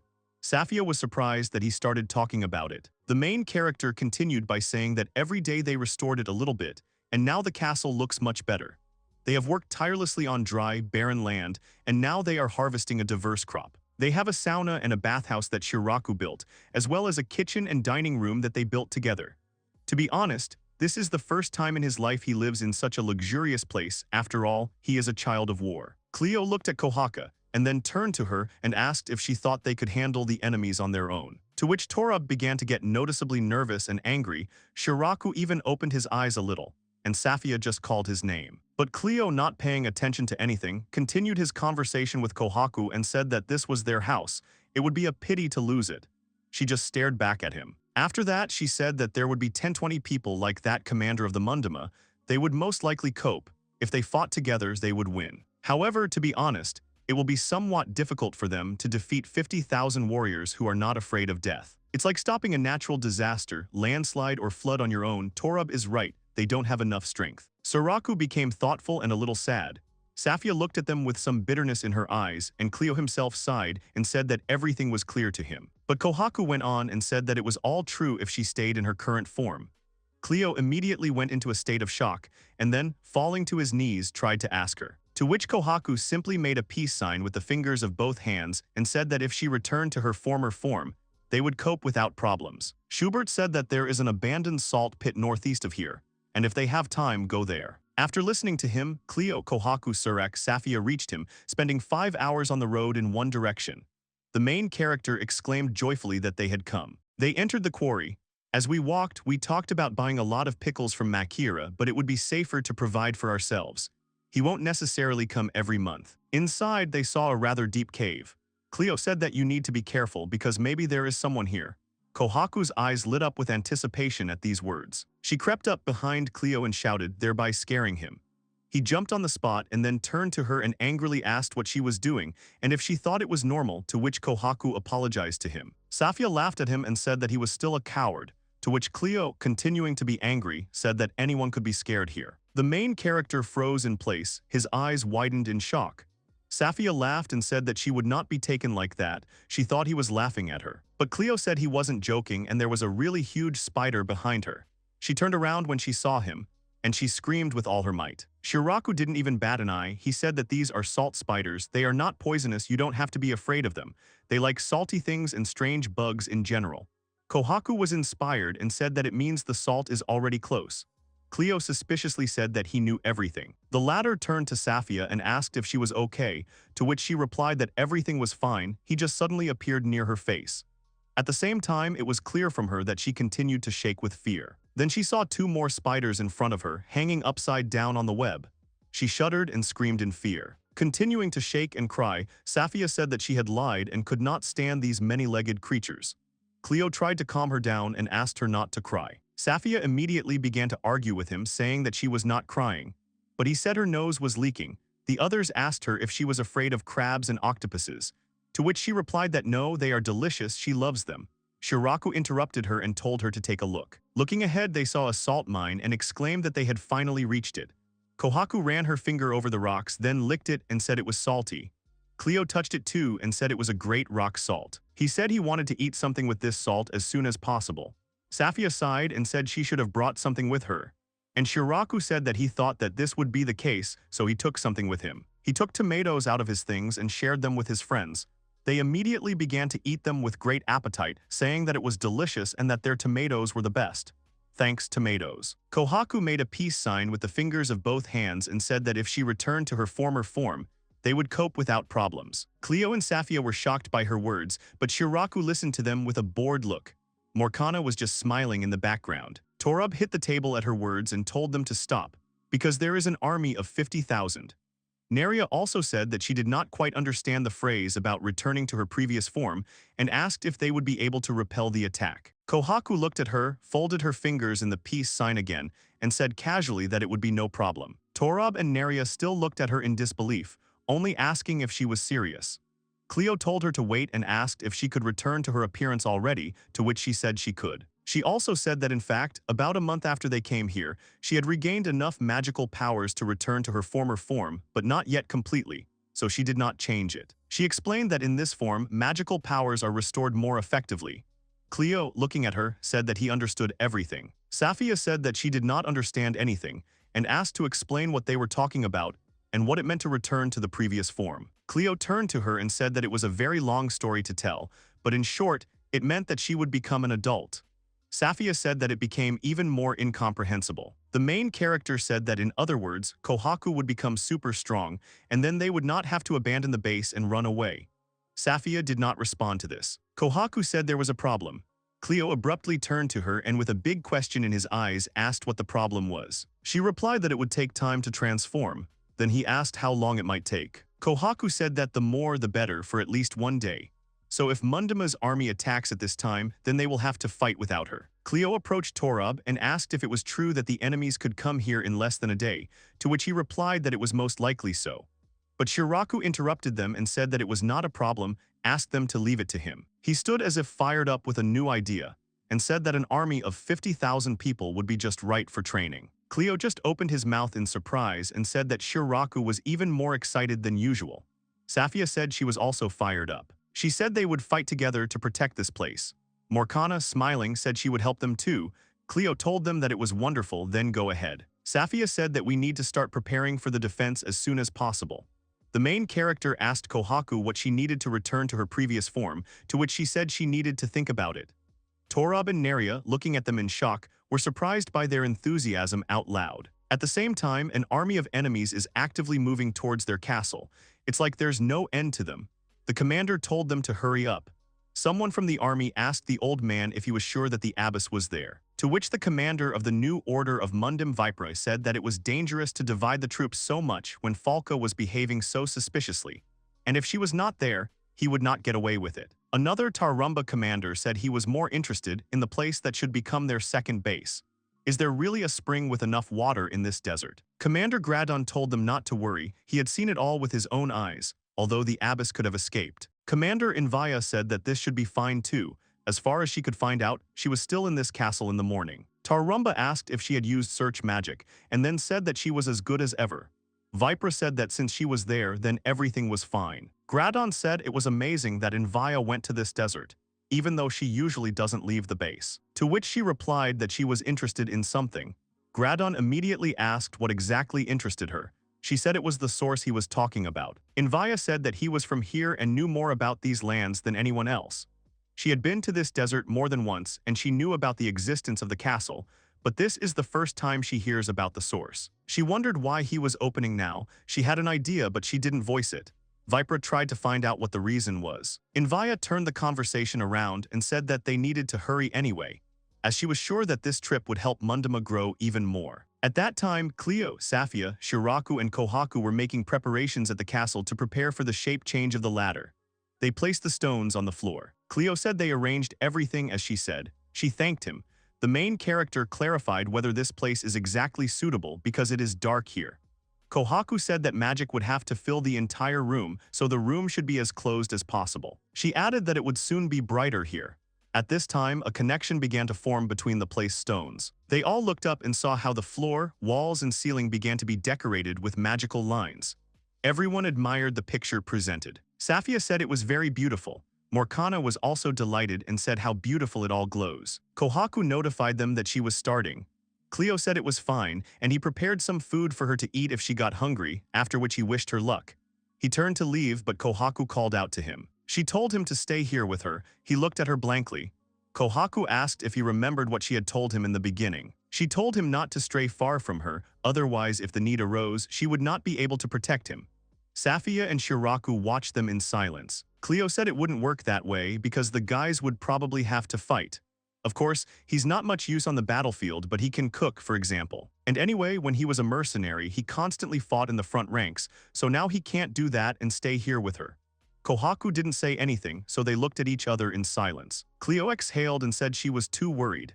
And if the same situation happens again in the future, then she cannot guarantee that she will always be there. Kohaku only lowered her eyes and said nothing. The main character said that he was not going to go far, he would get here in 30 seconds if he ran.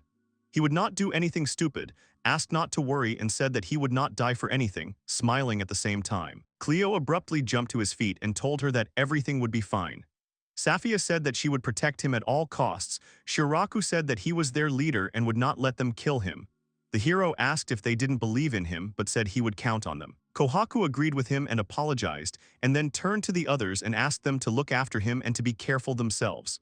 Everyone smiled at her and agreed. Morkana, looking at the pillow with a smile, asked Safia if she had really made a pillow especially for her, and said that she was very glad. To which she said that she should not stick to her and Shiraku made her. The abbot took the pillow in her arms and hugged it, pressing it to her cheek, while saying that it was so soft and you could fall asleep on it in an instant. Safia agreed and said she was stuffed with fluffy poppy fur, which has a calming effect. The latter asked Morana if she could sleep alone now, to which the latter made a touching expression on her face and said that no, she would never be able to sleep alone, because the room was too big and she would not be able to sleep. Then she asked if she could sleep with Safia, to which the latter replied that she should not touch her stomach, she had already asked for it. Cleo said it was great that they had become friends, which Shiraku disagreed with. Kohaku said Safia was just shy. Torab stands on top of a cliff and looks into the distance. On the horizon, he saw an army moving, after which he shouted at the top of his voice that the enemies were already here. He shouted again that Mundama was already here. Everyone immediately turned to where he was pointing. Cleo and Safia opened their eyes wide, while Morkana stood there and continued to smile. They saw a huge army with warriors on horseback in front. Torab began to get indignant and say that it was a nightmare. It looked like there were more than 50,000 of them. To which Cleo was only surprised and asked if they were really all enemies. The commander turned to him and asked if he was too calm and if he understood how bad everything was, to which the main character said that he suddenly calmed down a little, looking at how he was going through. In general, he is afraid not only because the army is huge. Looking at the approaching enemies, he said that the first thing he was afraid of was that they had arrived earlier than they expected. Cleo, standing on a rock with part of Falk's squad, turned to Torab and asked if they were serious about staying, because they still had time to escape. He got angry and said that they were staying. They had already said it several times. The members of Falk's squad supported him and said they would give their all. Neria immediately ran up to them and told Cleo not to worry. And she also said that if anything, they would certainly leave them and run away. After all, they are Schubert's subordinates.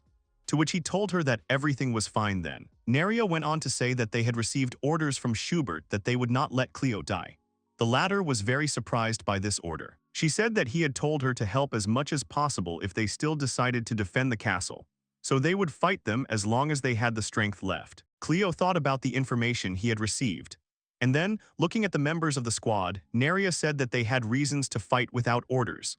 The men stood looking at Safia and said that it was a great honor for them to fight with her. Cleo turned to Neria and asked why Schubert would help them, to which she replied that she probably wanted them to be in his debt, but she did not know the true reasons. One thing she could say for sure was that the leader liked them.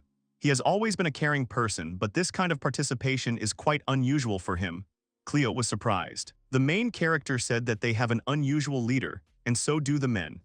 Those downstairs stood and talked to Safia about how she could rely on them, while she herself called on everyone to give their best. After a little thought, Cleo said that in any case, their help was very useful now, and asked him to tell Schubert that when the battle was over, next time the drinks would be at the hero's expense. She agreed. The enemies, meanwhile, were also watching them from afar. Viper asked Tarumba if the heroes were really at the top of the mountain, and then said that it was higher than he thought, so attacking them would not be easy. Tarumba told him to take a closer look, and pointed out that it looked like they had blocked the passage with stones and earth. Not so long ago, this did not happen. Apparently, they somehow found out that they were coming. The man said that since they have a connection with Falca, there is nothing surprising in this. Invaya said that the defense occupied by the heroes indicates that they decided to stay and fight them to the last. Gradon said that most likely they are confident that they can defend the fortress. And in fact, they are really strong, especially that swordsman with flames and lightning and the white-haired little non-human. In any case, it's worth setting up camp here. Their acolytes don't feel tired, but their muscles should be pretty exhausted after a forced march. An order was immediately given to distribute rations and drops of happiness, and then after an hour's rest break, they would go on the offensive. The crowd only boomed indistinctly in response. Then the whole crowd, staggering and pushing each other aside, abruptly rushed in the direction where the provisions were being given out. To which the man who gave her away swung his sword and told them to get it in order and not to climb out of line. Giving everyone a ration wrapped in rags, he said that as soon as they worked as they should, they would be able to get more. The crowd continued to shake. Some rolled their eyes and drooled from their mouths, some just smiled crazily. Vipra, looking at this, said that it was disgusting. He would never want to become like them, no matter how low he fell. Gradon said that, on the other hand, they feel neither pain nor fear, and their bodies become stronger, although there are disadvantages too. Vipra responded by calling him the devil. Tarumba asked the giant if the attack plan remained unchanged, to which he replied that it was. They would destroy them slowly but surely. Vipra cut into their conversation and asked them to take the first step himself to make sure of their strength. He wants to take them by surprise and believes that this is the best tactic. At the same time, his whole appearance radiated self-confidence. He also said that if he was lucky, then that would be the end of it. Invire agreed with him, saying that she had nothing against a surprise attack. However, I asked him not to make mistakes so that he would be captured. Vipra got angry and asked her if she was really telling him that. At that moment, an explosion occurred in the crowd of the army. Several people flew into the air. He was very surprised by what was happening. The other commanders exchanged glances and also looked in the direction of what was happening in disbelief. Men from the crowd started shouting that the enemies had come. They were attacking them. Vipra asked what they were talking about. Then a part of the crowd fell to the ground unconscious, revealing Soraka in front of everyone. He was standing, lighting lightning in his hands, and a sword hung from his left side. Gradon looked at him and said that this was the swordsman with flames and lightning. Vipra only looked at the commander with displeasure. The swordsmen of the squad immediately ran towards Shiraku. Their swords were already working at full strength. They started shouting that there was only one enemy and they would stop him. When they reached Shiraku, he put his hand in front of one of the men at face level, and then, gathering all the power of the lightning force, sent it straight into the man's face. The swordsman only screamed in pain. The other men who were standing nearby realized that the enemy was very strong. They were scared. One of them, pointing his sword in his direction, attacked. However, Shiraku deftly dodged all attacks. Suddenly, one of them managed to get behind him and hit him with a sword. But the demon used the spell Special Thunderstorm demonic technique Red Lightning, aiming it at all enemies nearby. The power of this spell reached even the commanders. The men who were attacked fell unconscious to the ground. Shiraku took one of the swords, examined it, and said that it was 3 to begin with. Cleo said that he had already refused several times.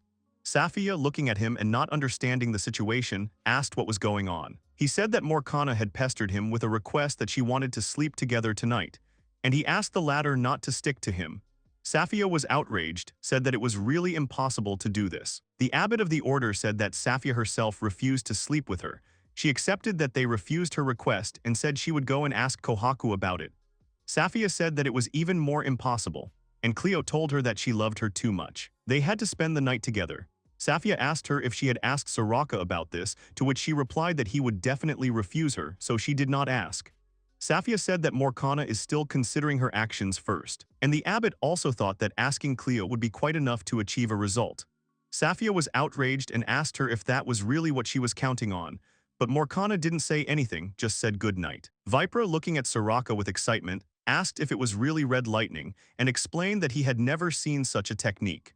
To which Invaya replied that, judging by the technique and appearance, he was probably from a demonic tribe. Vipra asked again about the demonic tribe, and she told him that to the northwest of here, deep in the mountains, there was a village where a people called themselves descendants of demons lived. At that time, the world had just learned about the existence of unknown swords. She had heard that they had been destroyed by the warriors of the Ramerska kingdom. Apparently, there are survivors. Invaya warned the commander to be careful, as the descendants of demons have very sharp senses when it comes to combat. If he makes a mistake, the rest of the army may die. It was clear from the battle they were seeing now. Viper got angry at her words and said that Shiraku was a worthy opponent, he would deal with him himself. At the same time, he looked very belligerent. He held a sword in front of him, showing his readiness for this fight. At that time, the army began to advance towards Shiraku. Several swordsmen stood in front of everyone and talked about him, that he was the swordsman with flames and lightning that they had heard about, and therefore everyone with the forces of water and wind should leave. Shiraku did not pay any attention to them. He held the swords of fallen warriors in his hands and talked about how he wanted to take them away, but it would be difficult to fight with so many swords, so he thought about leaving them here for now. The faces of these warriors froze. Suddenly, 2 army soldiers attacked him from behind, mumbling something indistinctly. They had axes in their hands, and one of them had a mask on his face that hid half of his face. Shiraku noticed them, turned around and used the force of lightning in their direction. It swallowed their bodies completely, and only their screams could be heard from there. Looking at them, he wondered if they could already move or not. At this time, he heard the sound of approaching footsteps and turned to see what was going on. Vipra flew up to him, immediately attacking him with a sword. But Shiraku immediately blocked his blow, holding his sword out in front of him. Shiraku used the force of lightning on him, then the commander stopped it with his hand, after which they began to move in the air, periodically trying to strike each other. The demon's gaze was very angry. The soldiers of the army felt the full force of their battle. Moaning and moaning, they began to move towards them. Shiraku turned his gaze to them and wondered aloud that they could move. To which Vipra said that these novices could not be stopped by attacking half-heartedly. The drug made them insensitive to pain and fear. The demon looked him straight in the eyes, his gaze was full of determination. Vipra was even afraid of it, after which a fire formed next to him. Shiraku used a special technique of the unknown sword Nameless Flame attack. The fire engulfed the enemy and all the nearby warriors. They fell dead to the ground. Shiraku looked back at them and said that this move was stronger than the previous one, so they would not be able to get up for a longer time, until he came up with a name for the reception. Then Vipra came out and said that he had managed to deal with them after all. But he added that his sword has the power of water, so his flame will not affect him. At the same time, he showed the demon his sword. Shiraku understood what he was talking about, and added that he had heard that there was someone among them who controlled lightning and water, and asked what it meant that he controlled water. He summed up that it would not be so easy for the Viper to win. The latter only flinched at these words of his. Shiraku began to pick up the swords of the fallen warriors. The latter turned to the commander and said that he would return to the base once, since it would be difficult to fight with so many swords, and he would fight with him later. Shiraku said goodbye and began to move towards the castle. Viper got really angry, asked if he really wanted to run away.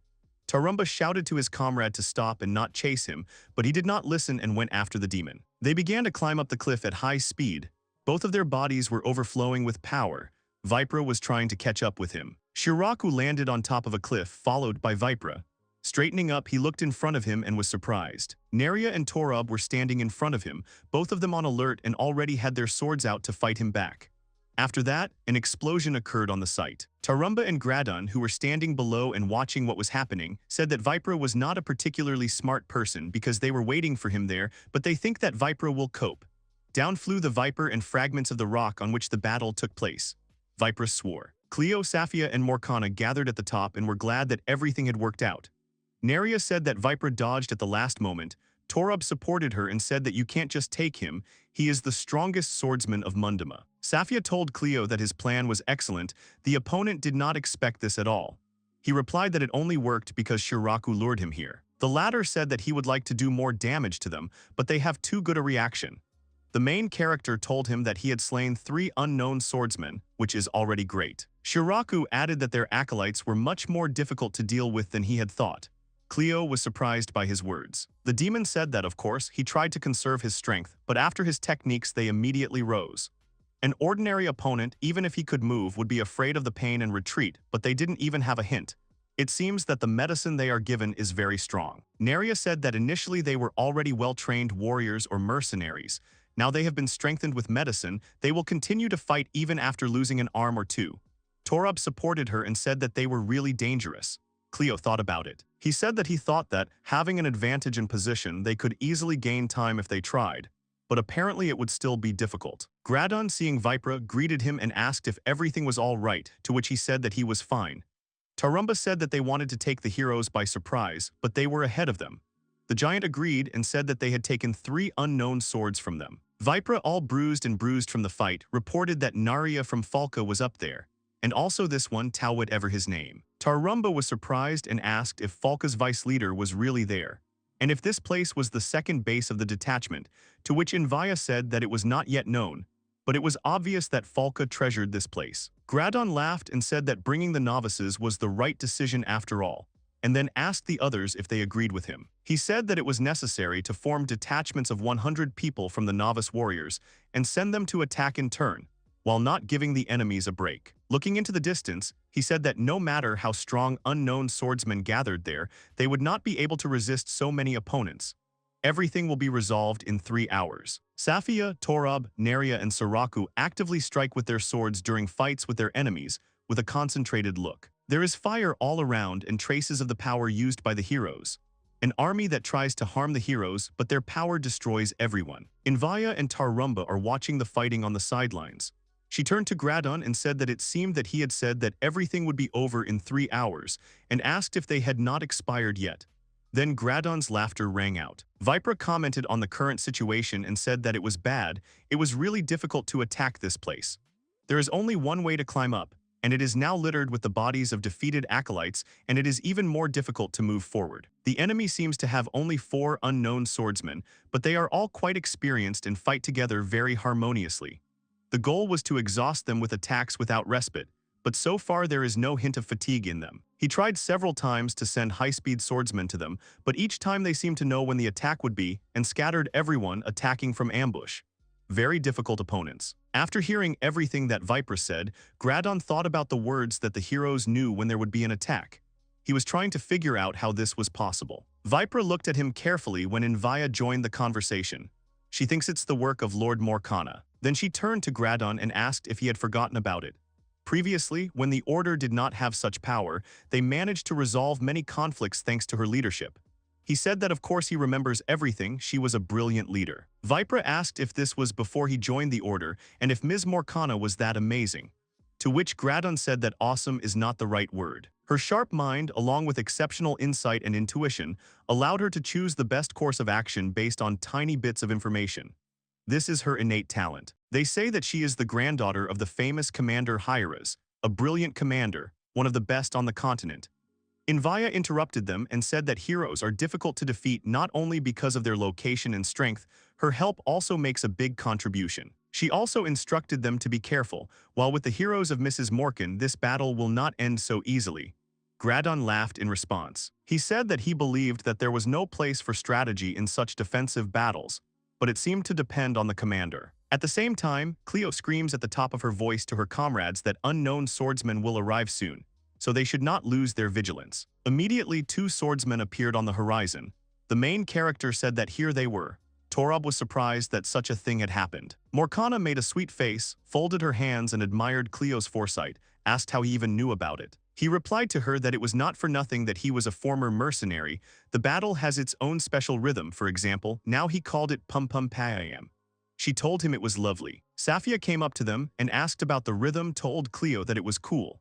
To which the latter laughed and said that in fact it was a merit of intuition. Nerya's subordinate standing next to him said that even if it was intuition, it was just excellent. Nerya, looking at him, confirmed their words and said that this was not all. His orders were also always unambiguous and easy to execute. In confirmation of her words, he began to give the order that it was too early to throw barrels at the enemies. They should be allowed even closer.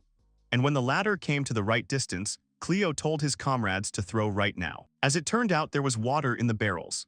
The enemies began to ask each other if barrels of water had really been thrown at them. They were surprised at this and scared away.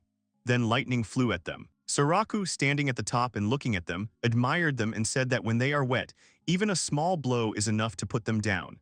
To which Cleo said that they would flood the place harder and give them an electric hell. The comrades turned to Cleo with the question of what to do next, which he thought about. Nerya was watching them closely from the side, and then she continued the story about the main character and said that that former mercenary apparently was accustomed to battles, which means he would make a good leader. Torab said that he was doing well because there were few people, but but he was far from Schubert. Then Cleo called him by name and said that he wanted to let Soraka take a break and asked him to stand up for Safia. Torub immediately agreed and told him to rely on them. And then he added that he would make an excellent leader, he guarantees. Clouds were floating across the sky. Part of the entire army was moving towards the castle. The men were talking among themselves about not lingering here, as a swordsman with lightning bolts might appear. Vipra stood at a distance from the entire army and watched as a large number of warriors moved towards the rock on which the heroes were located. He heard a small explosion and someone screamed. He chuckled and told Gradon, who was sitting next to him and eating food, that they would have to intervene soon. Otherwise, they would not finish until morning. He told the Viper to wait. The probability is low, but if one of them dies, it will interfere with their further plans. They need to wrap up the heroes properly to finish them off for sure. Vipra got angry and asked him if he understood the situation, and then said that right now the allied army led by Falca was moving towards the main base of Munduma. He said that the further they messed around, the worse the situation would get, to which Gradon replied that it was to deal with Falca that they needed to conserve their strength. The latter smiled and told the Viper to eat and calm down too, because if you hurry, you will make people laugh. Viper looked around and realized that Invaya was missing from among them. He asked where she had gone, to which Gradon only mumbled a question. At this time, the heroes rested a little while waiting for the enemies. Safia drank the drink, saying that it was sweet and sour and so delicious. She even had a blush on her cheeks from pleasure. Morkana said it was a special drink. It had a lot of things mixed in it. I asked her to drink more as it relieves fatigue well. Safia immediately asked what exactly was mixed in there. Cleo told them that the Mundumans were still attacking even now, although he thought their attacks would weaken anyway. Morkana told him that they attack like that because there are so many of them. They must want to have no time to rest. The main character thought about it and said that before Kohaku regains his former appearance, there are still about 10 hours left. He asked Safia if she still had the strength, because she had never had to fight for so long before, to which she replied that he was talking to a former knight. Fighting 1-2 days in a row without sleep was a common thing for her. She also said that thanks to them all, she was able to rest enough, and therefore is still full of strength and energy. She said that if she were in his place, she would take care of Shiraku. He works there for 3 people. The main character said that he had recently visited him, and he said that he had about 70% of his reserve strength left. Safia was surprised, and Cleo said it was good that he was on their side. She said that if there were 10 hours left, then everything was fine.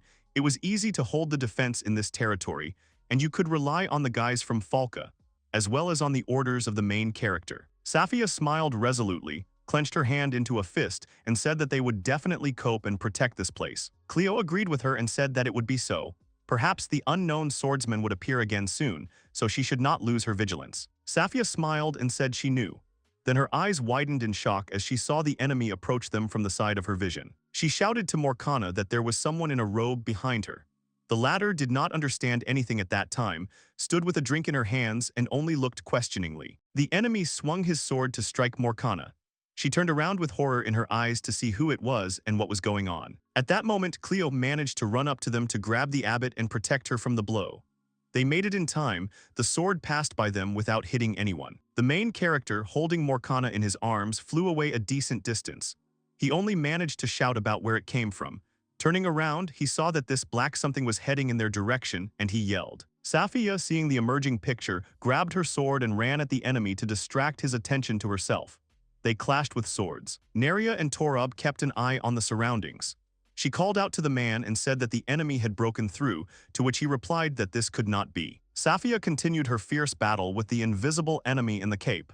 They repeatedly struck at each other. At one point, she struck at the exact center of the enemy's torso, but he just disappeared into thin air.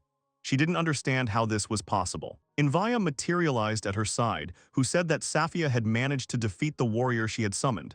She asked what it meant. And at that moment, Invaya struck and pierced Safia through the abdomen with a sword. Blood immediately started gushing from the wound. Cleo's eyes widened in horror.